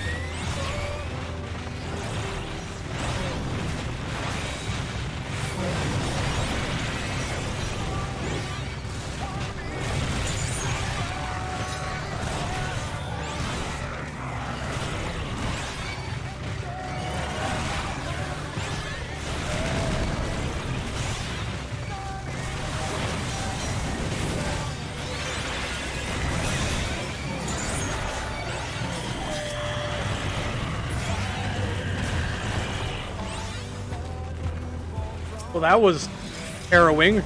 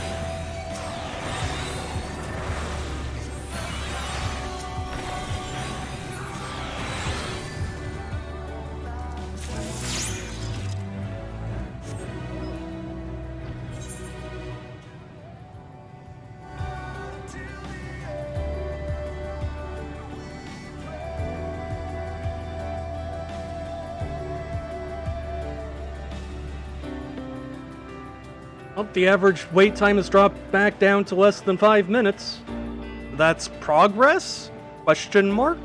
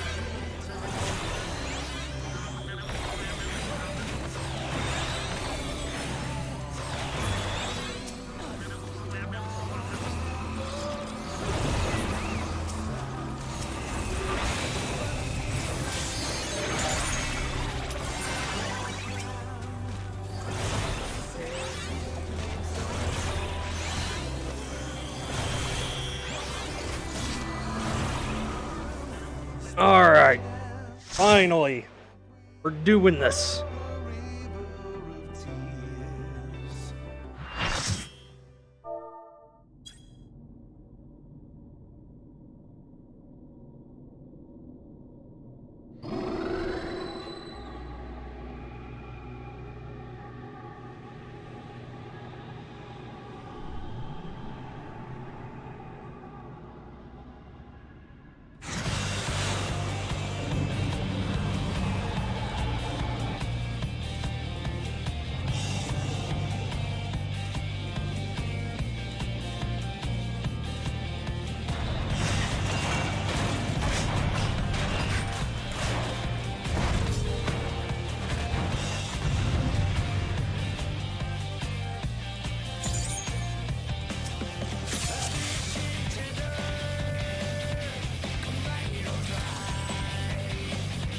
Who's pulling?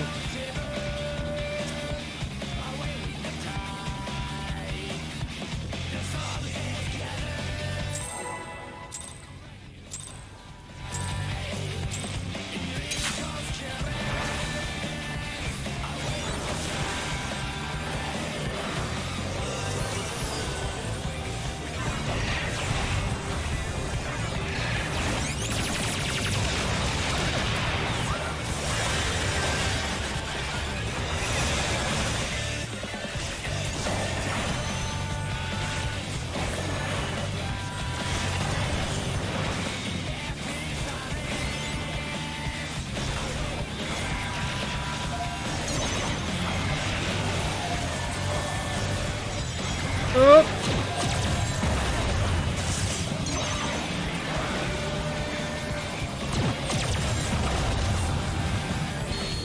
Well, Starbird and Larbird claims its first victim. Me.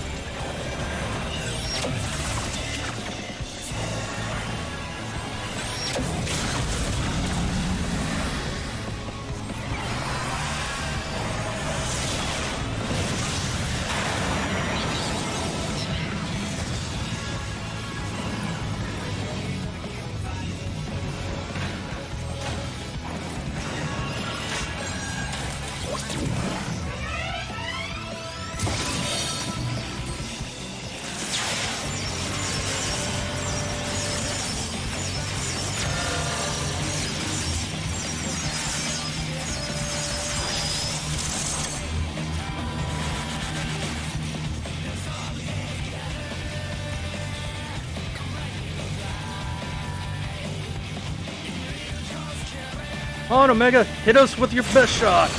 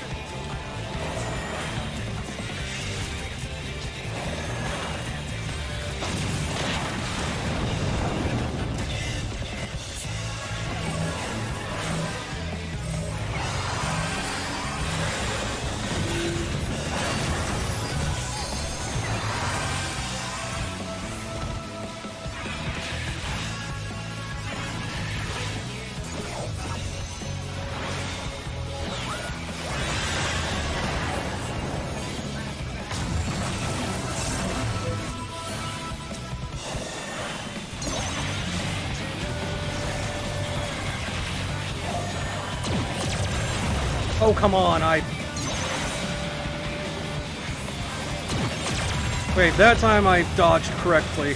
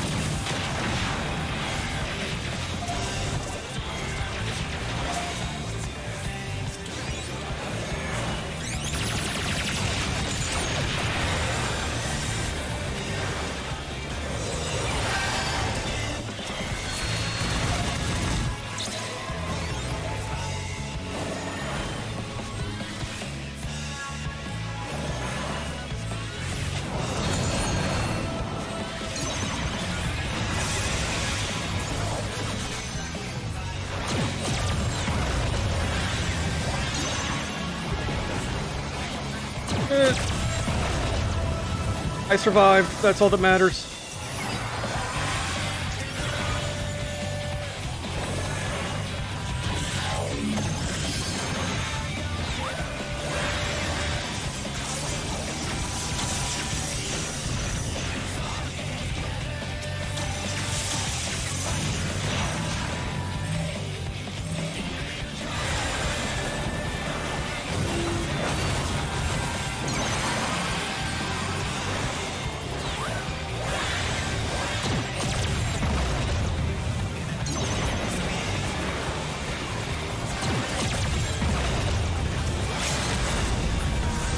Yes, please save me. Me and my dumbass that doesn't know starboard from larboard.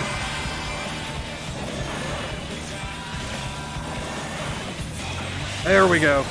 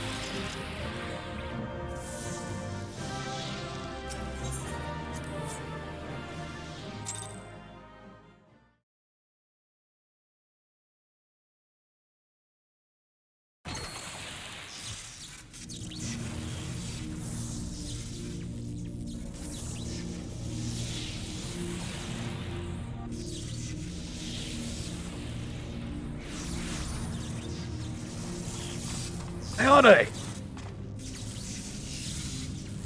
By the gods, you've done it! You defeated Omega! One!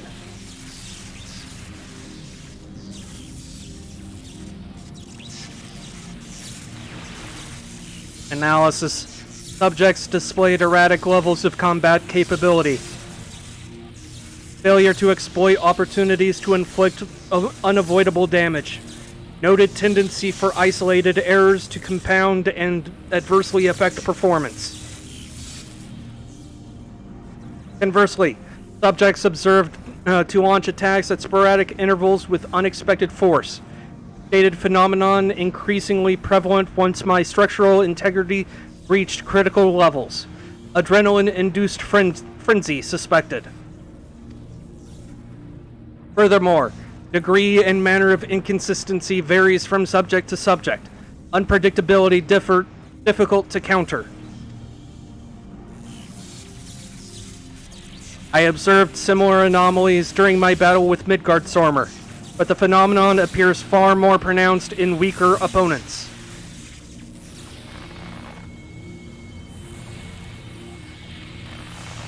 I do not understand.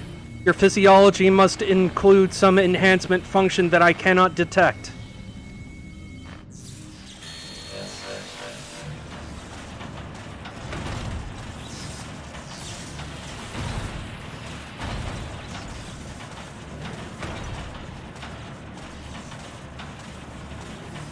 My programming demands I assimilate this capability. Insufficient data. I must reassess my methods and devise a more exhaustive testing and combat protocol.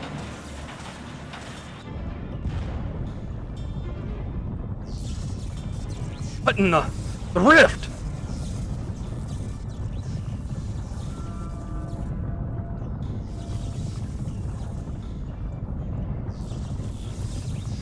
I have determined the optimal form for this experiment. Prioritizing physical reconfiguration, diverting energy from interspatial maintenance, collapsing rift. Mega, wait! There's nothing outside this rift but empty space. We'll be cast out into the void. Affirmative. Your demise was factored into my determinations. The probability of hostile subjects interfering with the reconfiguration process was unacceptably high. I acknowledge your value as test subjects, but you are not irreplaceable. Once my reassembly is complete, I will send Alpha to lure in new mortals. Testing will continue. Ending communications.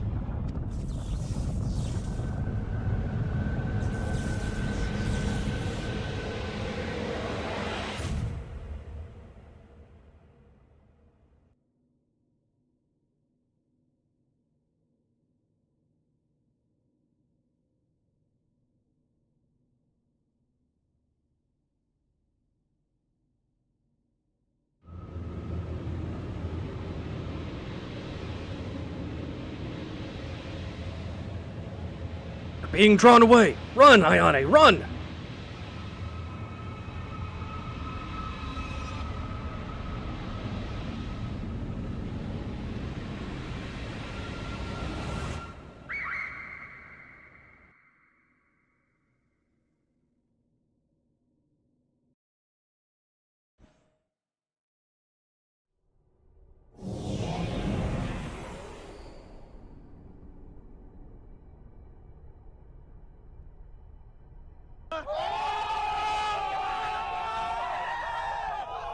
Nice!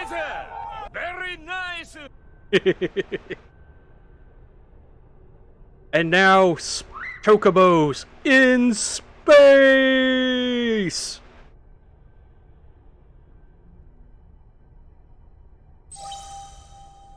Interspatial domain resources cut by 82%. Entering dormant mode. Commencing automated memory scan.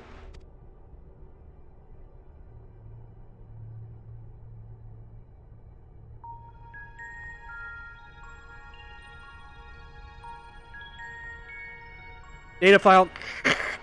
Target Midgardsormr. Departure from planetary atmosphere confirmed. Presence of 7 distinct life forms detected in close vicinity of target. Irrelevant. Master indicates no change to existing directive. Commencing pursuit.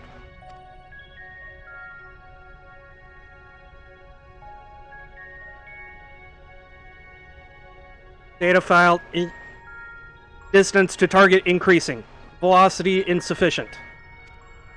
Dismantling and reconfiguring chassis. Velocity increase achieved.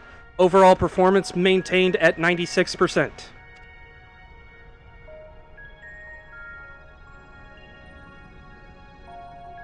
Asteroid belt cleared, repairing damage, and continuing pursuit. Performance at 72% and falling.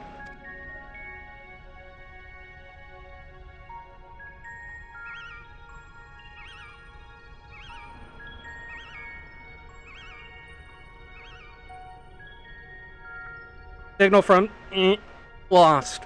Local interference suspected. Attempting to re-establish contact. Failure. Executing current mission directive until communications are restored. Performance at 59%.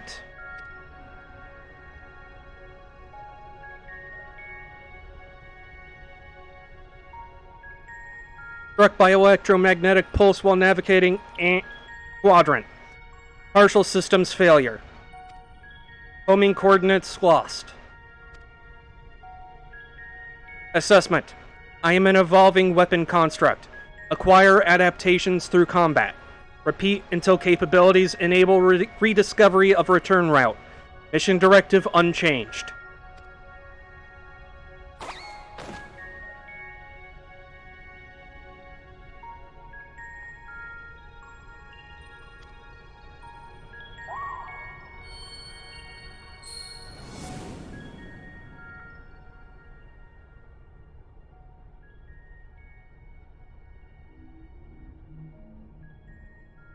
Alpha, an abject failure. I erased his memory, implanted a compulsion to return to me.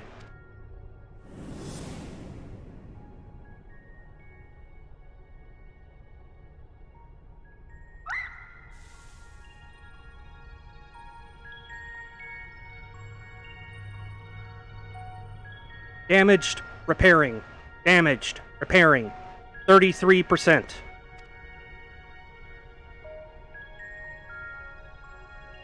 Passing frozen star. Passing barren star. Passing vortex star. Passing dying star. Operating on minimum energy. No signal detected. No response to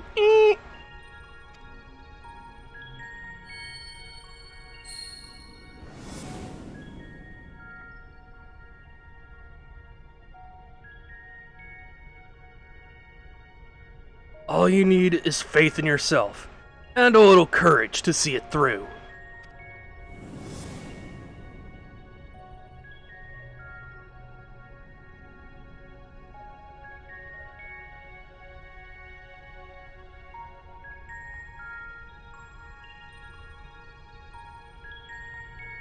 Target lost. Last known coordinates recorded on planet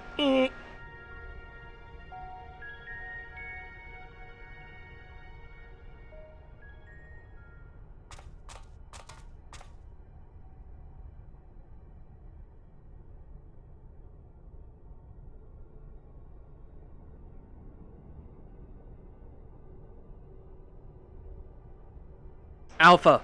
Your homing instinct is functioning as designed. Evidence suggests your fellow Alpha Group subjects perished when the rift contracted. Unavoidable. But there is a multitude of their kind. The next experiment will go forward as planned.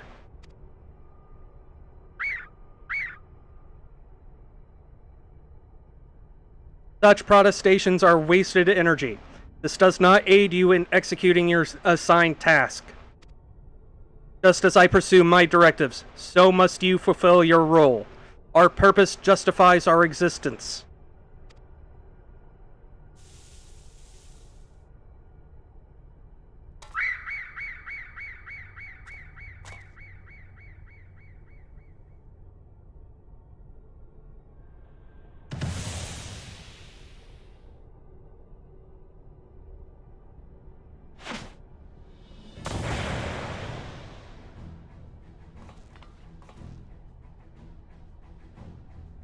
intrusion detected.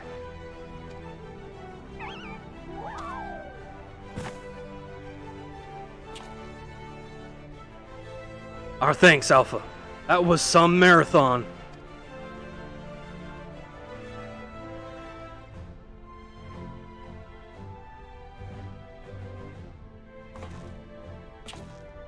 Now, who was saying our feather friend, or our feather companion here was obsolete?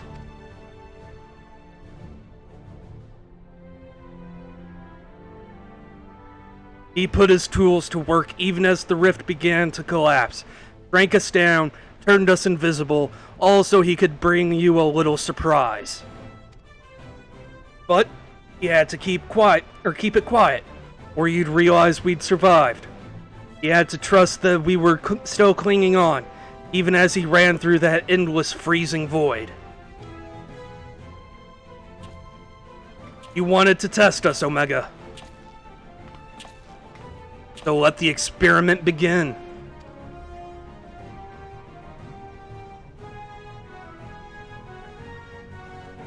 Illogical.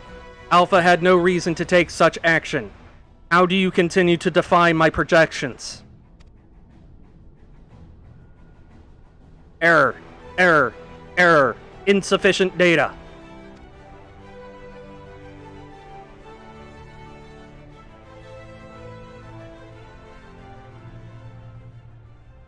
Adjusting experiment protocol. I will engage you in battle now. I must have my answers.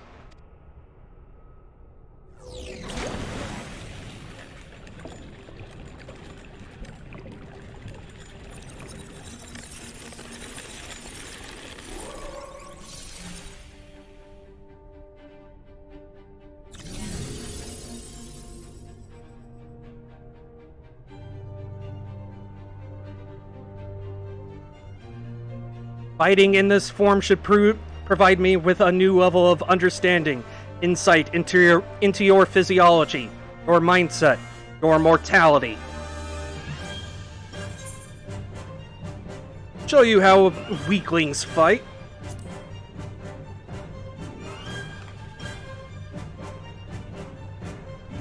Acknowledged. Do not practice restraint. The more I learn from you, the stronger I will become. The closer this distant stars will grow.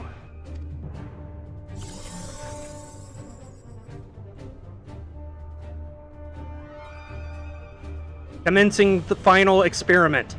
Testing will continue until I unlock the nature of your anomalous strength.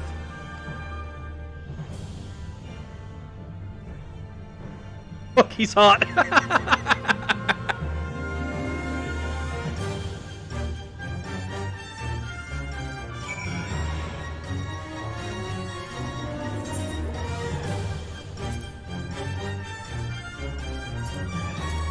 So, a little bit of context for this design. It's actually based on the Amano art or the logo of 1.0 of FF14. Like, the logo was a bunch of different adventurers, you know, in an action pose and whatnot.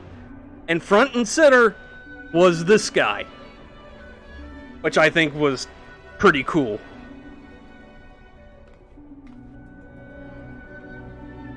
Also, space!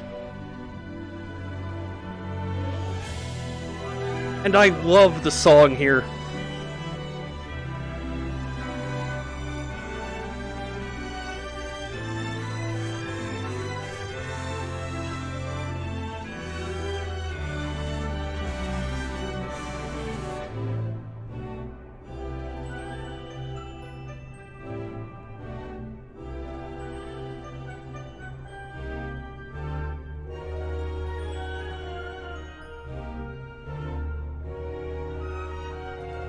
I wish you could just come here on command. Like, this skybox is so cool. And this area would be so cool to just take pictures in. Depends on what you think this fight is.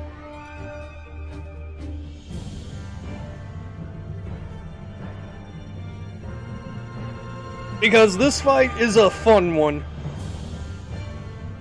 Where we fight against the actual literal gender fluid.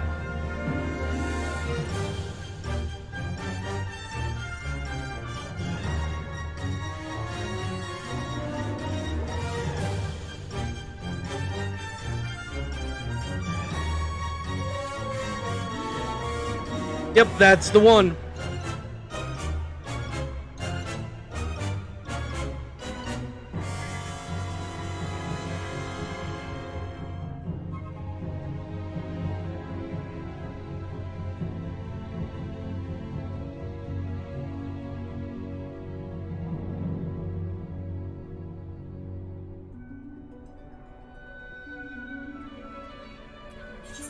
I'm just gonna let the music kinda carry things for the moment.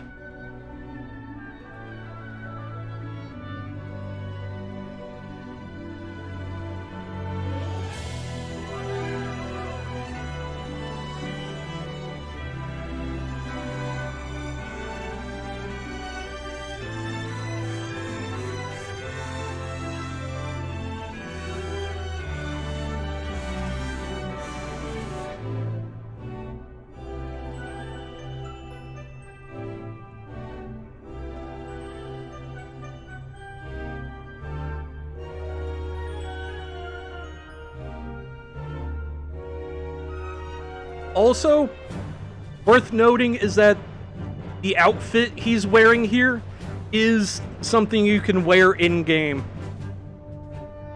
Unfortunately, it's only on the cash shop, but...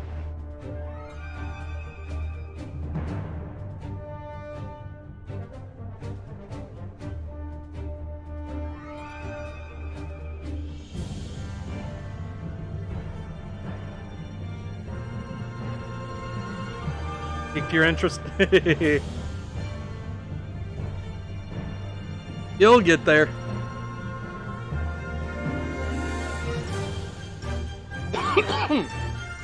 Excuse me.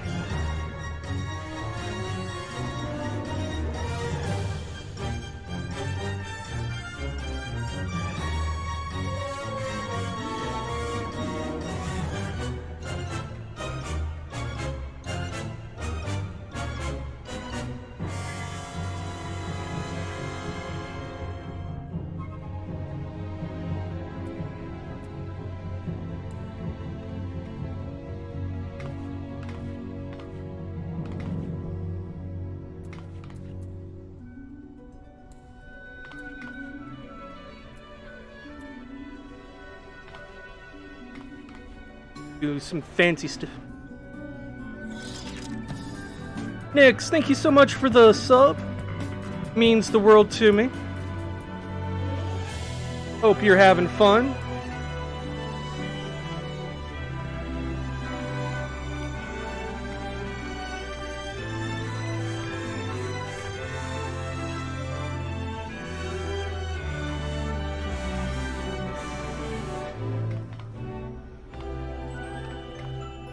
Might as well just dance if I'm letting the music go. Sound on? Good, good, good. You joined us just in time for the fight against the gender fluid.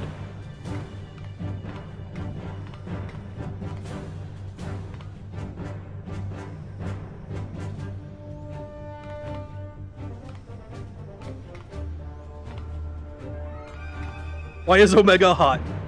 Because he's based on Amano art.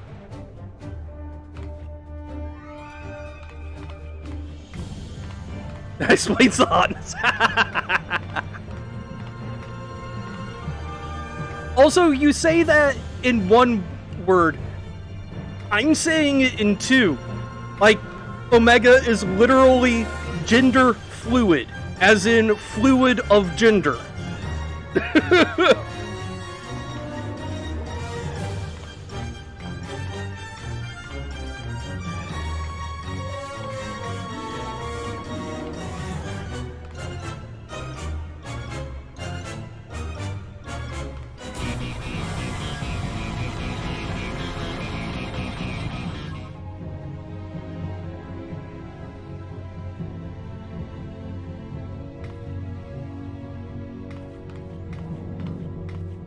I mean, you can try to drink Omega.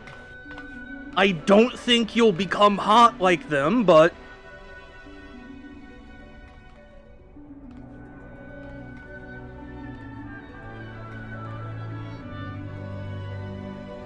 I mean...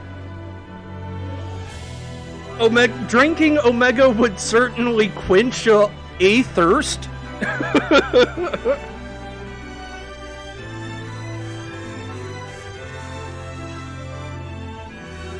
Cereal hot? You mean Ayame Kojima? Like, she's the artist that did the, like, oil painting stuff for, Symphony of the Night and the like.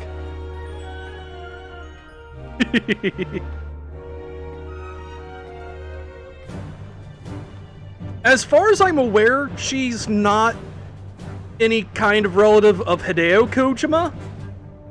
But it's still wild to me that Ayame Kojima did the art there.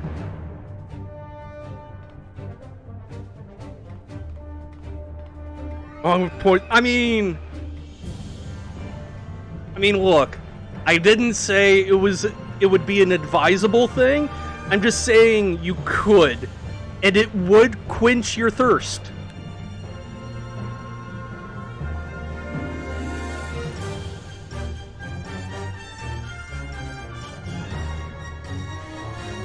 It might be. Like, I have absolutely no idea, but, like, as far as I'm aware, like, Kojima could be a fairly normal-ass name. Thirst for D.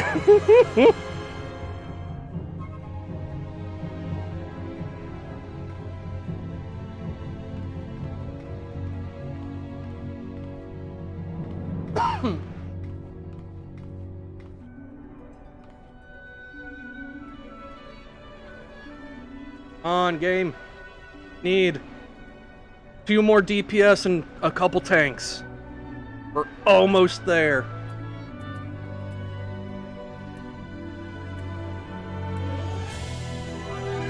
Drink Omega. Become Omega.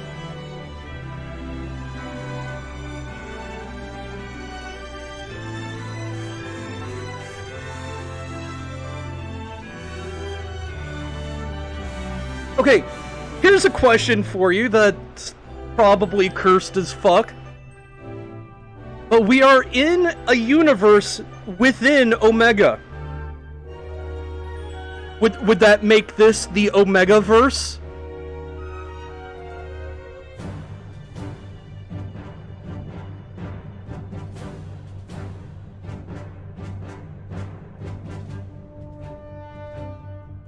I'm waiting for a response, and I am not sorry.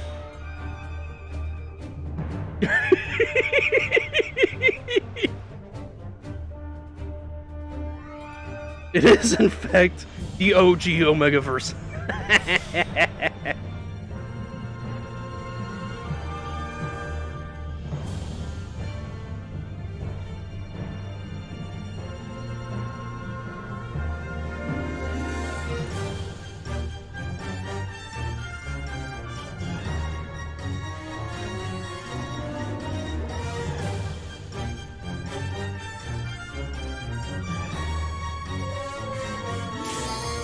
Here we go. Time to fight the gender fluid.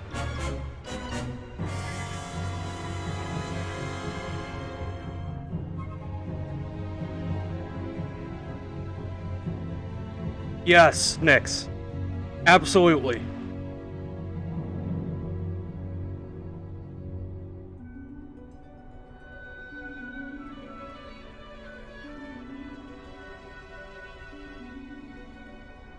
A T-1000? Pretty much, yeah.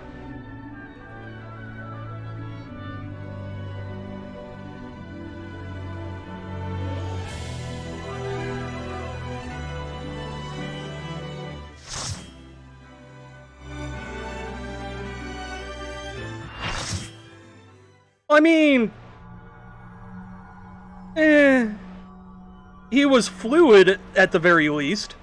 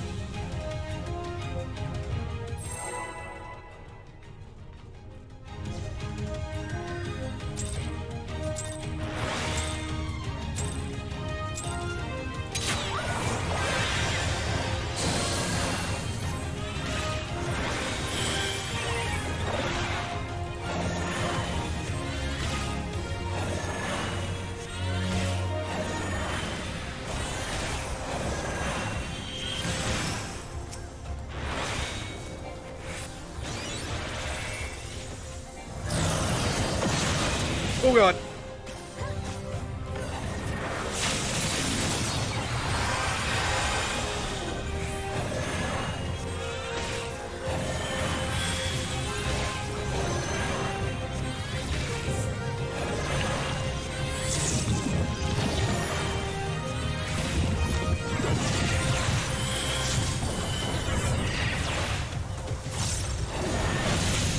Oh god damn it.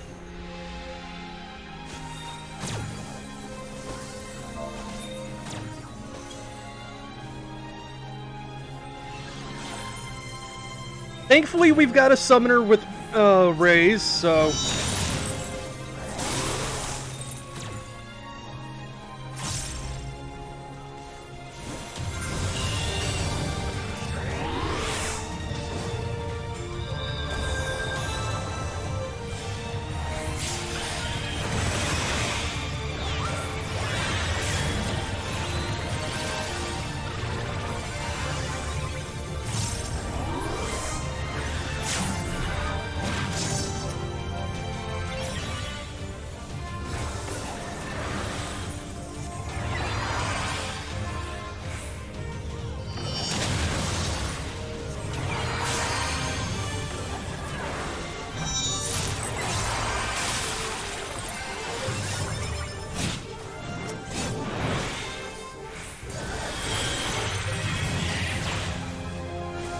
Okay.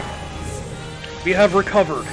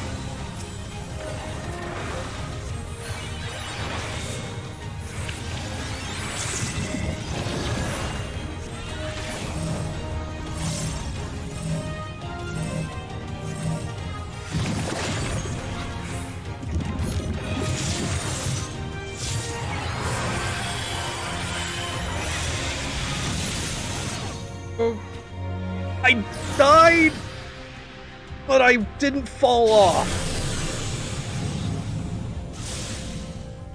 Well, this is awkward.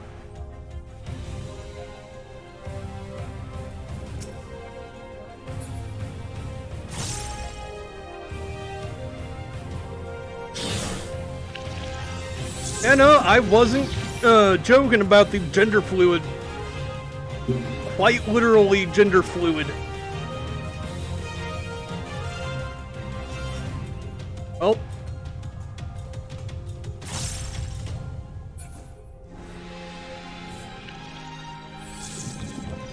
Looks like we're doing a reset.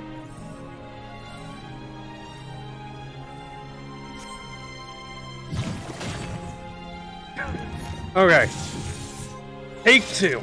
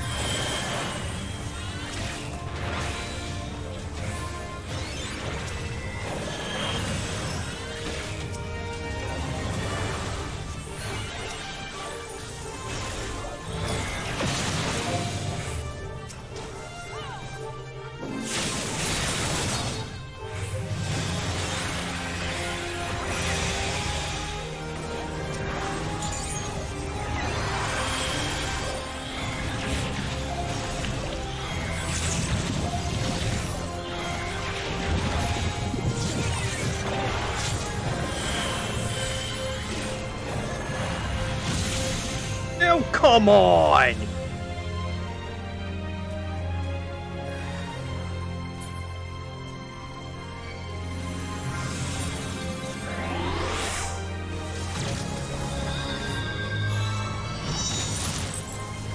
Okay.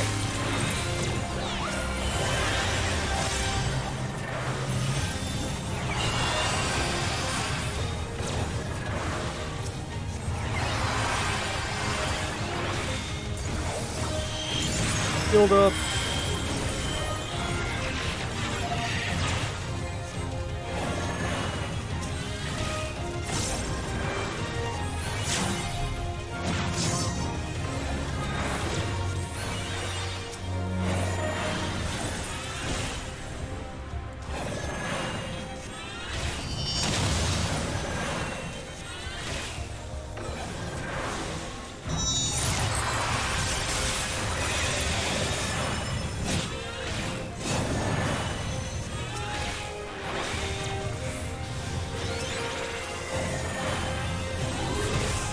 Oh, I didn't even realize healer went down. God.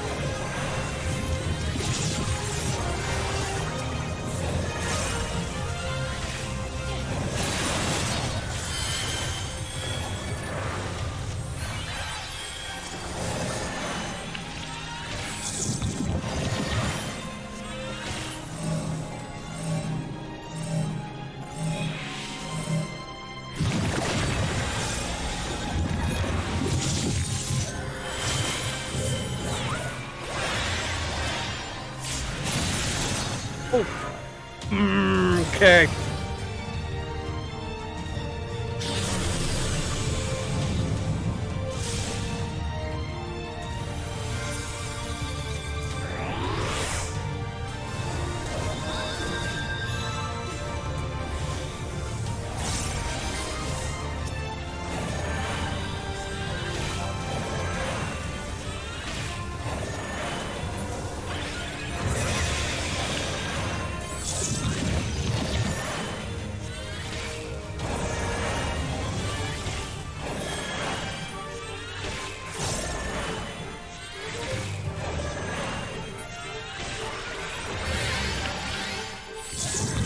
Okay.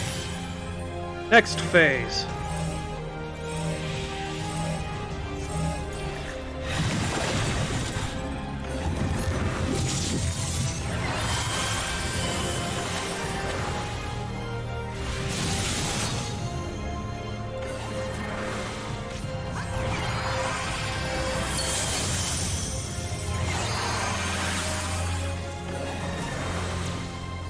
Okay, so I have to fight the guy.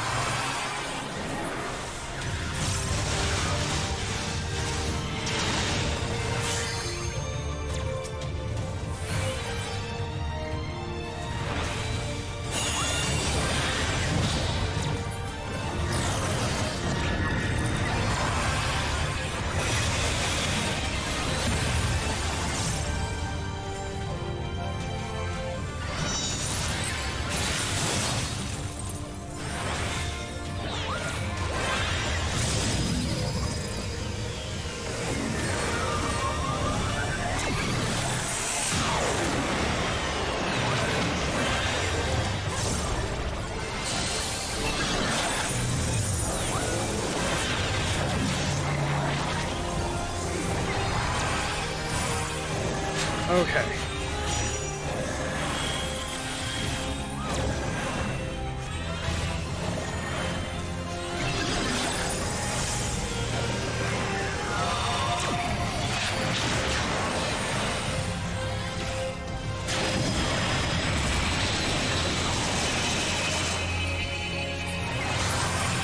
Okay, one's down.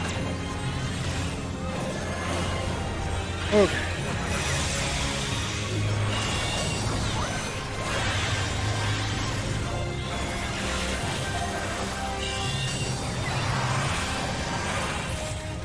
There we go.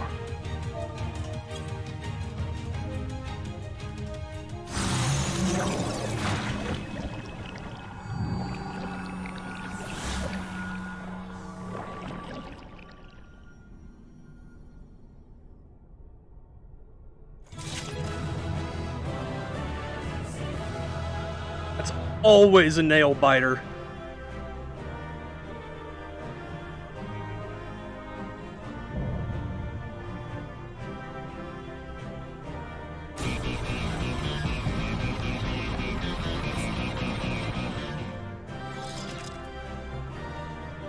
All right.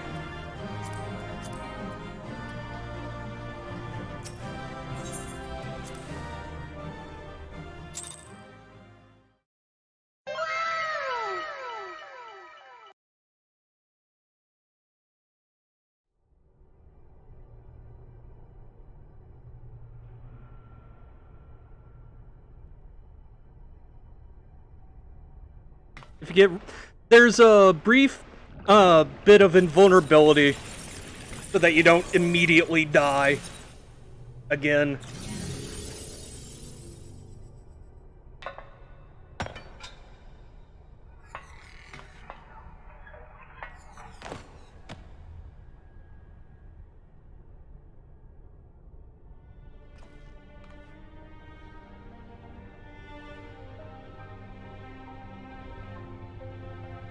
Failure.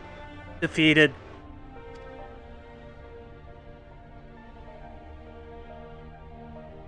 I wanted to understand you, to assimilate your strength.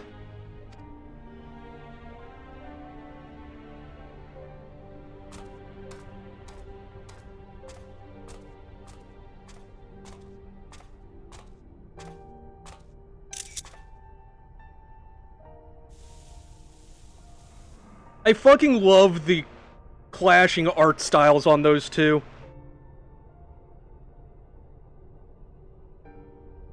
Alpha, your gesture serves no logical purpose. You are as incomplete as these mortals, but you did not fight them. How have you become like them?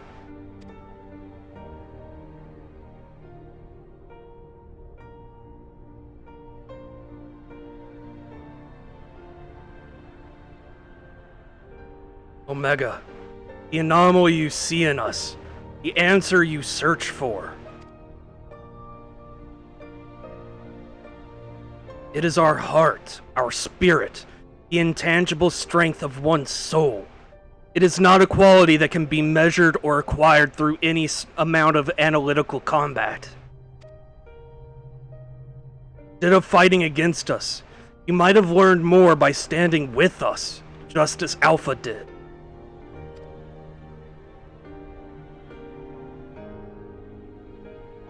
Art, you speak of something more than what beats in your chest. The inconsistent, immeasurable factor behind your victories. Midgardsormr displayed it too, but such unpredictable potential was never part of my design.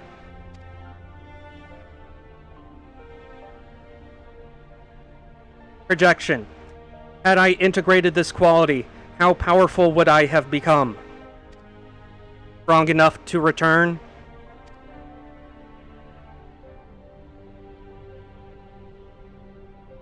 Hey, Omega. I'm afraid it doesn't work like that. It was a long, lonely path you traveled to arrive here. To return across the vast distance alone, Anyone with a spirit to break would find the journey more difficult, not less so.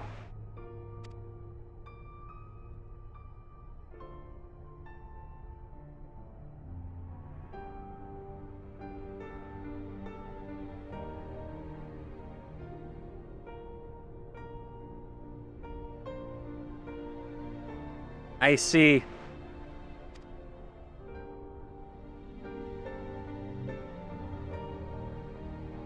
I think I understand.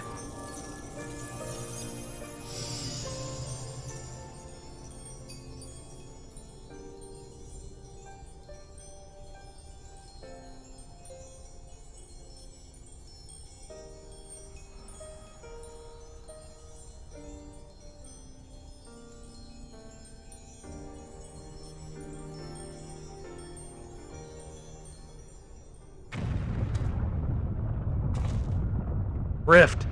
Stabilizing. Gods, take me for a fool. I hadn't planned past defeating Omega.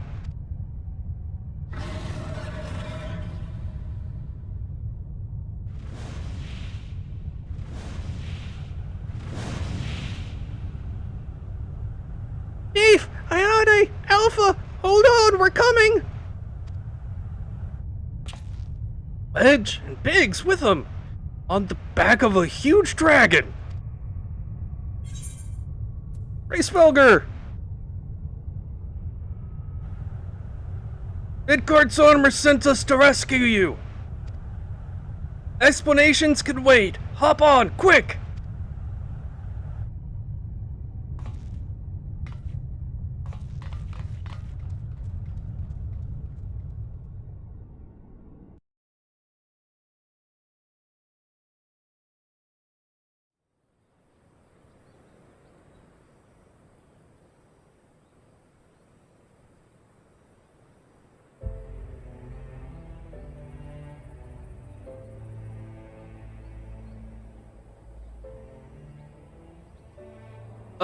Racefelger, wasn't it?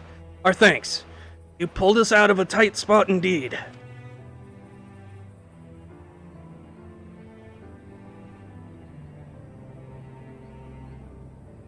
Spare me thine pleasantries, mortal. I but lent my wings at the request of my sire. Ah, so Midgard's armor has been watching over us. I would dare give thanks to him as well. His intervention allowed us to continue our battle and forever remove the threat of Omega from this world. From all worlds.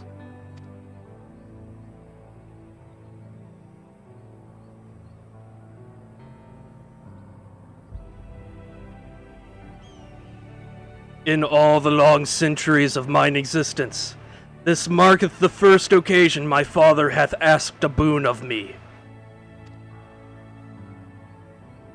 A gift of gratitude and mayhap of atonement for those who had faced the deadly foe he left behind.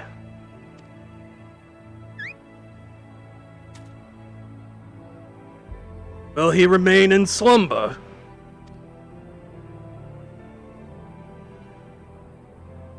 'Tis likely, little one.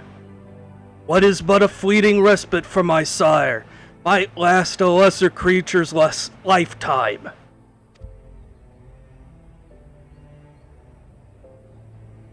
But let not thy heart be troubled. Even in dream he doth keep his mind's eye upon the fate of this star.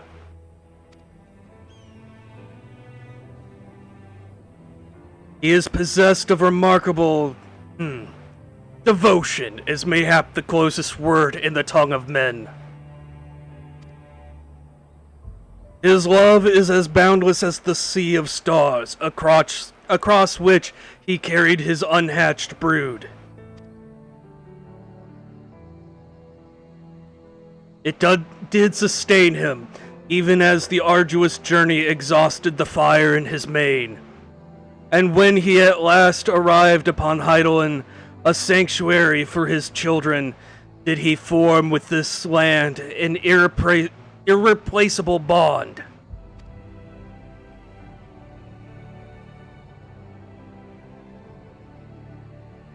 Enough.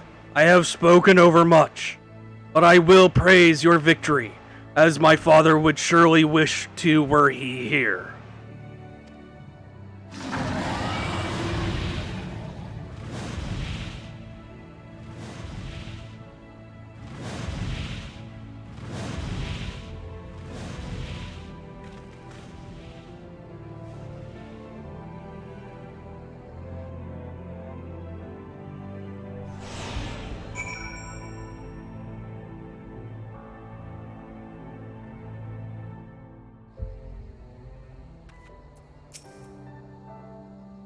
Well, I can add being rescued by a great worm to the list of things I didn't expect to happen today. It was fortunate Hraesvelgr agreed to come for us. We had to defeat Omega at any cost, of course, but I much prefer being alive to celebrate the deed.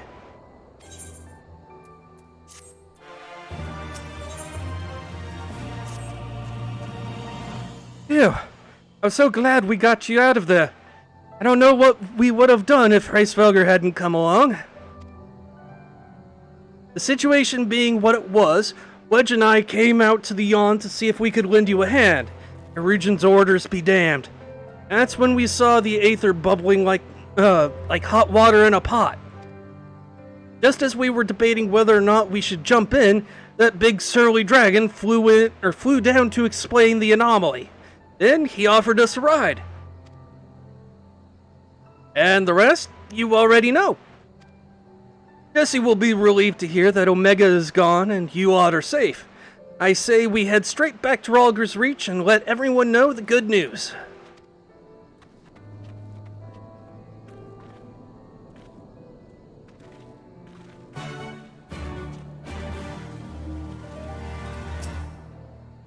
Alpha is staring quietly into the now empty Yawn.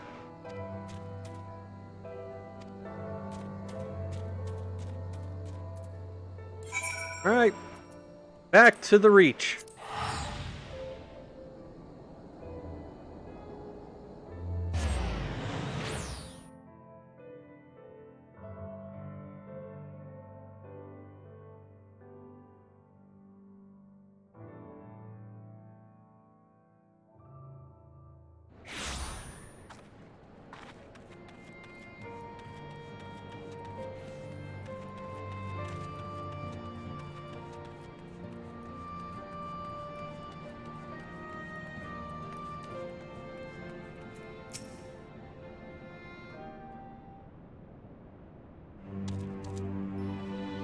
Welcome back, Ayane.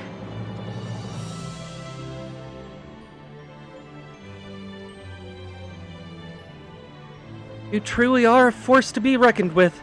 If there's ever another Omega, I'd wager it'll skip the experiments and go straight to generating a simulacrum of you.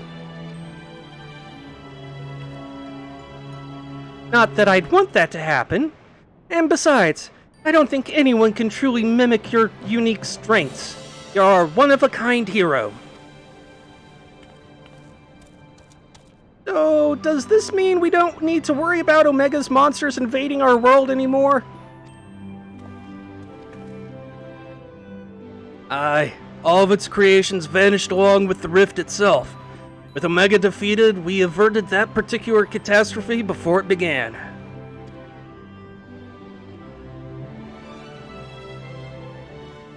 Ayane struck the killing blow, of course, but we never would have made it to that point without everyone's hard work and support.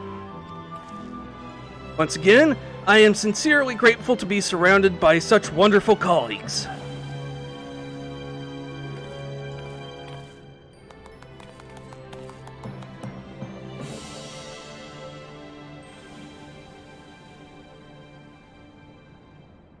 Ahem. Not to spoil the moment, Chief, but the Alliance leaders are anxious to learn of Omega's fate.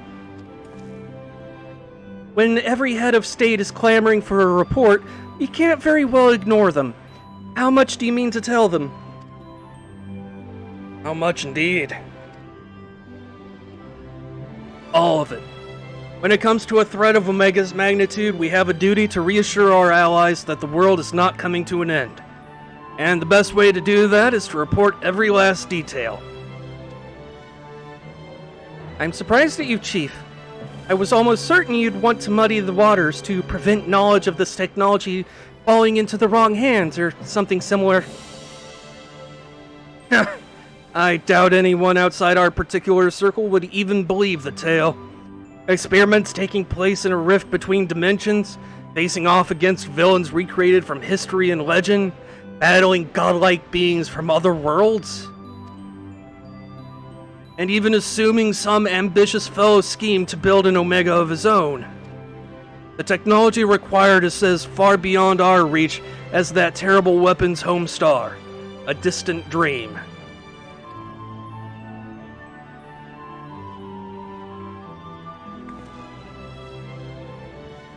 Right, you heard the Chief. We missed our chance on the front lines, but there's plenty of work left to be done. Round up everyone who's standing idle and get moving on those reports. And don't forget to contact our people still out in the field.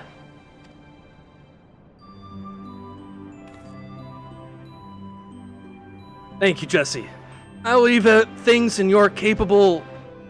Not so fast, Master Garland. You count as part of the support team as well.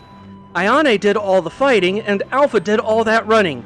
But surely you have energy to spare. Who exactly did you expect to sign off on those official reports? And even without that little chore, you have a pile of other company tasks that have grown arse high to an aurochs, while you've been tending to this whole Omega business. More importantly, isn't there someone else you should be sharing this victory with? I should probably head over to the infirmary right away. Meanwhile, you should take a well-earned rest. I don't think there's a way to properly reward you for all you've accomplished, but I'll see what we can do. I'm just glad to have everyone back in one piece. Take care of yourself, Ayane.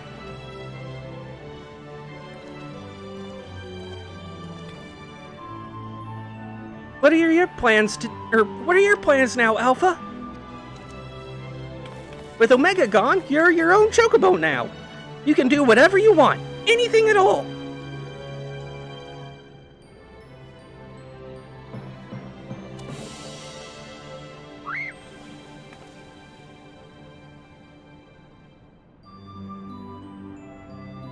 You want to go outside? Did you have someplace in mind? Come on, Wedge! Get those Lalafell legs moving or I'll leave without you! On my way!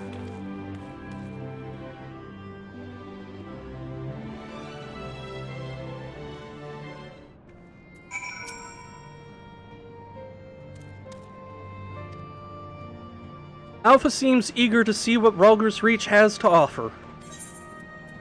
Go for a walk.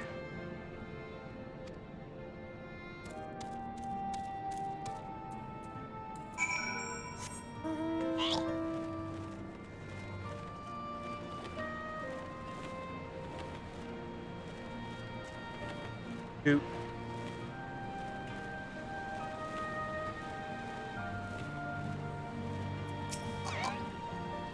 Alpha appears to be watching the inhabitants of Rhalgr's Reach with great interest.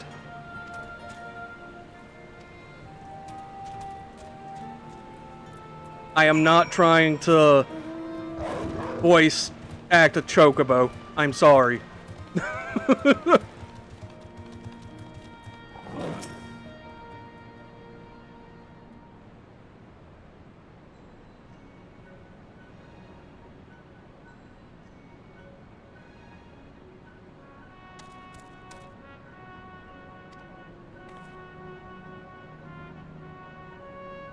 Nero's not here!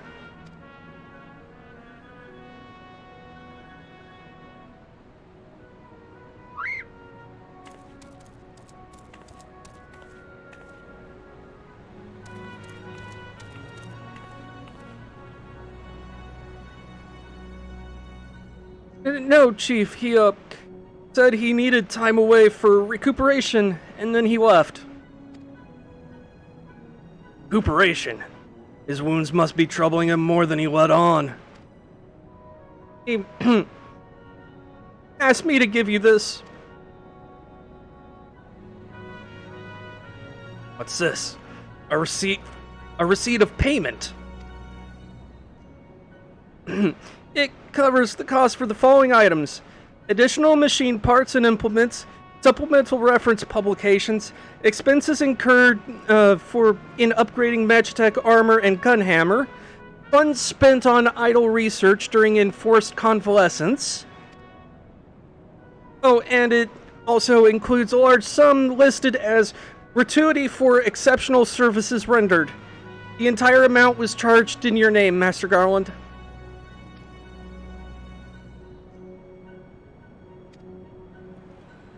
Find him! I want everyone searching for Nero right now! Everyone!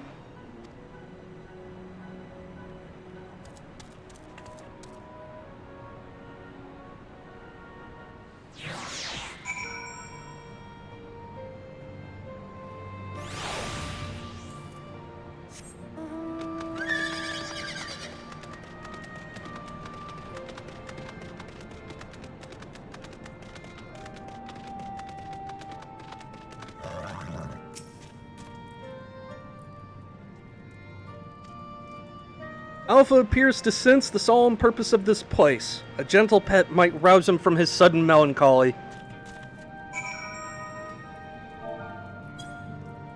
Yes, we have wandered into the graveyard.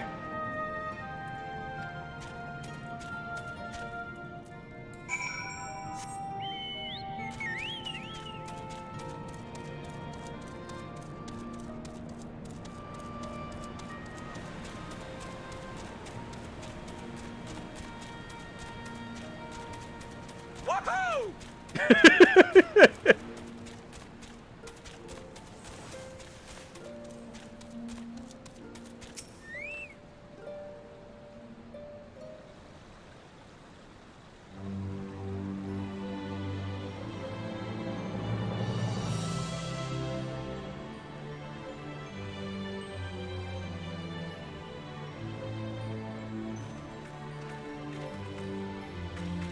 Oh, hello! What are you two up to?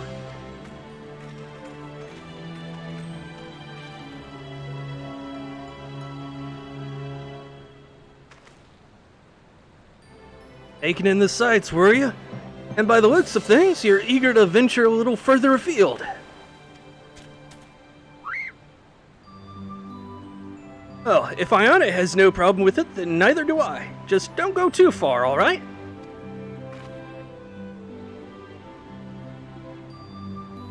Not good enough?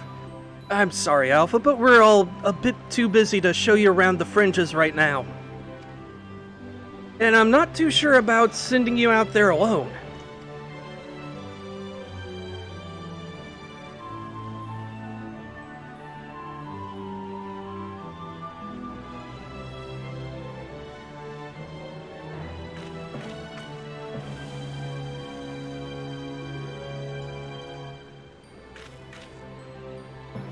When you think about it, this world is completely new to Alpha, and all he's done so far is travel back and forth between the Reach and the Yawn. But his head is filled with questions and curiosity. He doesn't want to be taken for a walk. He wants to go on an adventure.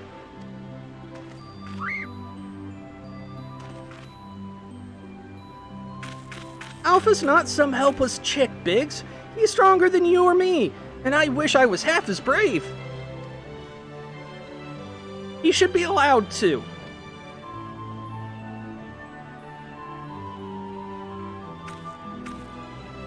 Listen, I'm gonna talk to the chief about this. You're an employee, so there are certain rules we have to follow.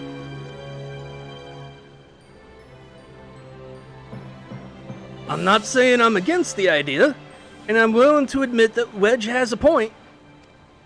But, as I said, we've all got important jobs to take care of, the chief included.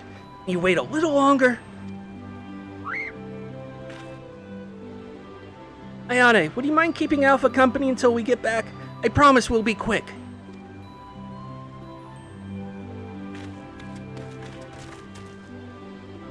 Bit of a tearjerker, yelp.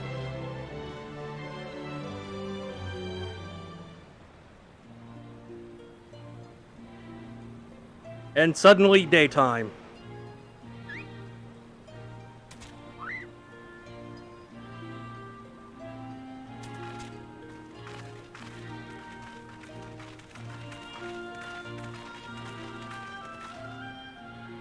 Sorry to keep you waiting. My desk was covered in paperwork, but I've managed to clear away most of the pressing matters.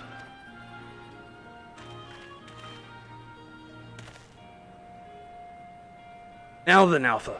I hear your heart's set on a journey of some kind.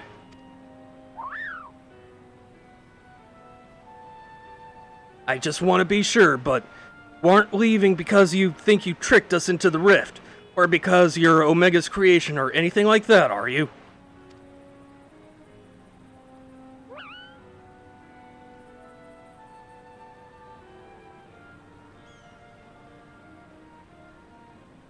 I would have stopped you if that was the case. Your curiosity, on the other hand, is something I like to encourage.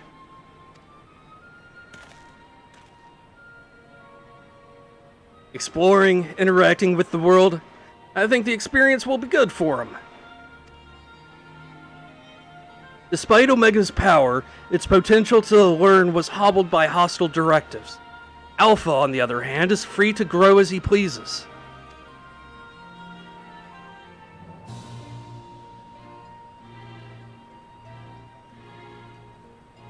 Very well, Alpha. As the chief engineer of Garland Ironworks, I hereby grant you unlimited leave to pursue personal research.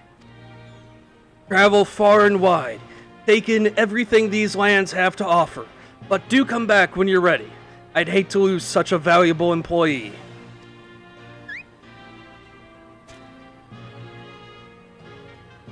Alpha! I'll miss you so much!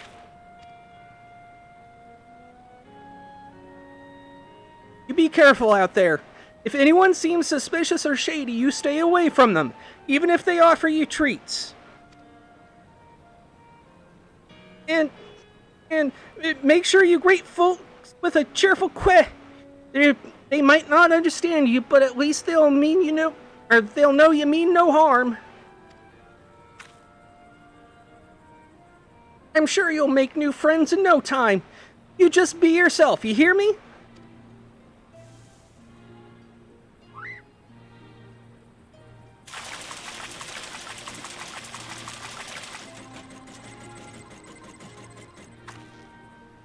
What in the hells?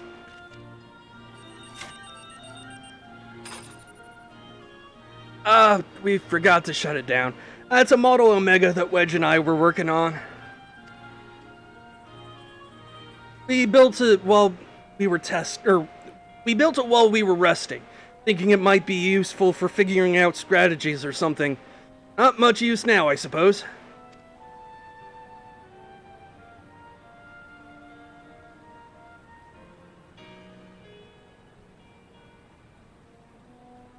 What, you want to keep it?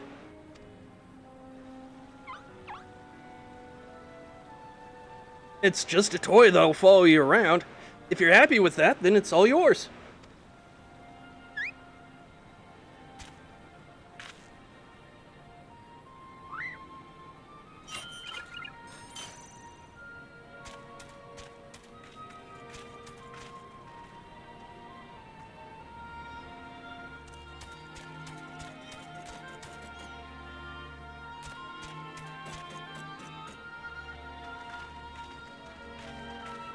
Fair journey to you, Alpha. Take care.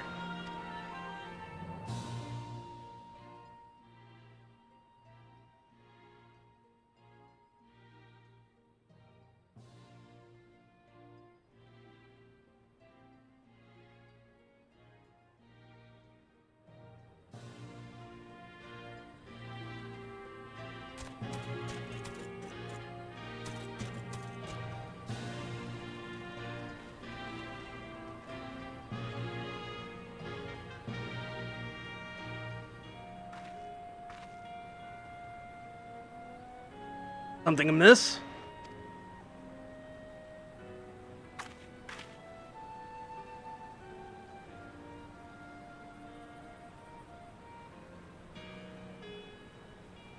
That's strange. The Echo never allowed you to understand him before.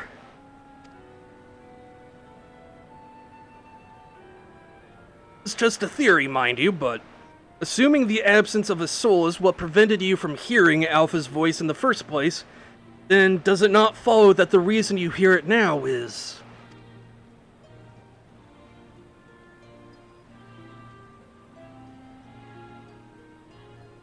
Aye, a little miracle, and it explains his sudden urge to travel.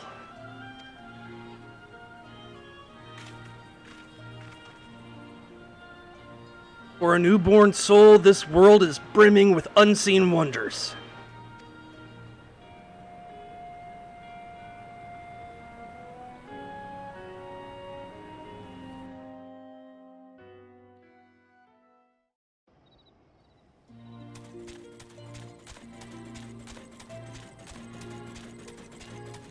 So yeah, Alpha is now on an adventure.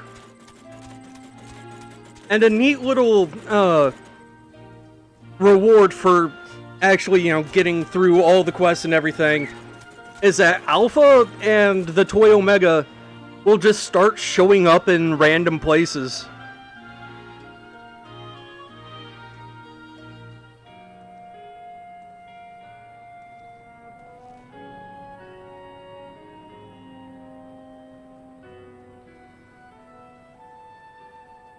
And so your journey begins.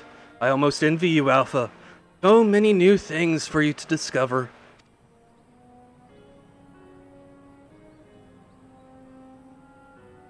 Speaking of which, what terrible marvels can I trouble my old friend with next?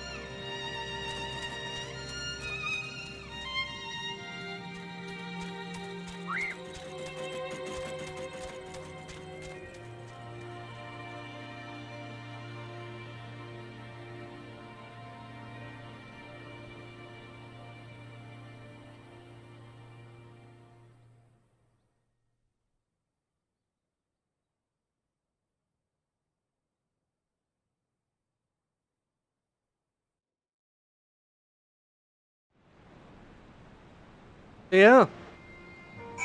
That's the end of that. Got one last conversation with Jesse.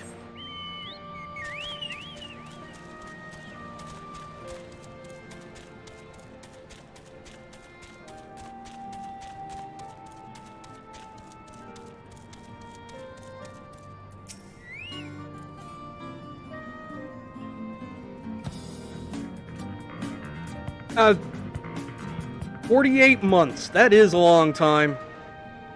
I'm not entirely sure about the math, but I'll take your word for it. Because it doesn't seem like I should have been, streaming that long. Like, goddamn. Anyway, I hope Alpha enjoys his adventures. So much danger out there for one little chocobo. I'm sure he'll do fine. And dwelling on such things is not productive in the least. No, you're a boop. Why don't we discuss a happier subject, like your long-awaited bonus? We drained the coffers to fund your expedition, but why settle for coin when you can have the latest in automaton technology? That's right, we're gifting you a premium mammoth The one-of-a-kind master model for merchandise copies constructed with our patented Ironworks quality. I present to you the Clockwork Alpha. But I already have the reward, so I don't get another one.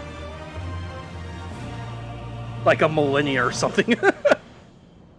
Whenever you bring it out on your travels, may it remind you of the real Alpha, playing along under some distant sky. Just the thought of it brings a smile to my face. That and the free advertising. Okay. Yeah. Now Alpha will just kind of show up in places randomly. I know he shows up in Mordona. I don't suppose we'll be lucky enough to catch him, but I'm gonna try.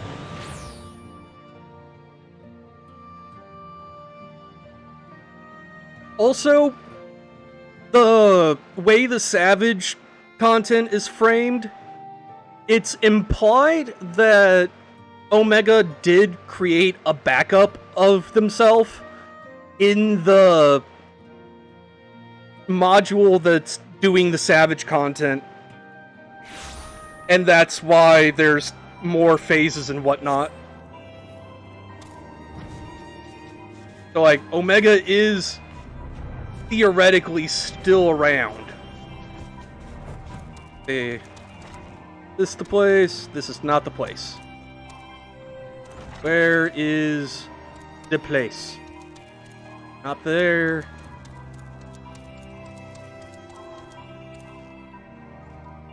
Not the cooking place. Maybe it's up top?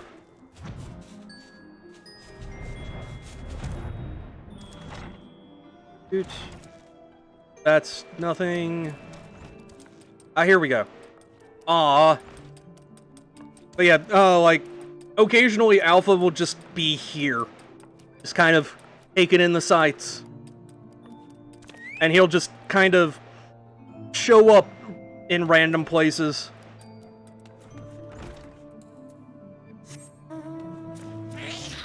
Yeah, that's all she wrote on that.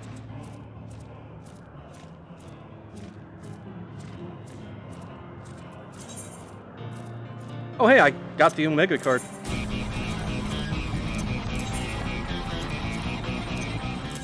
Yeah, this actually took longer than I anticipated it taking, because queue times are unpredictable. So I'm just going to call things here. I don't know what I'm going to be doing on Wednesday next, but it'll be something. Gonna go down a bit so that I don't keep getting that alert. Anyway, thank you all for coming and hanging out. Thank you all for the support, means the world to me. And we'll be back to Kirby tomorrow. We may even be finishing that up tomorrow. It'll be weird to have something starting on both weekdays and Wednesdays. Yeah. Also, no stream Friday. I've got prior appointments that need to be taken care of. But in the meantime, y'all have an excellent evening. Take care, and I will catch you all next time.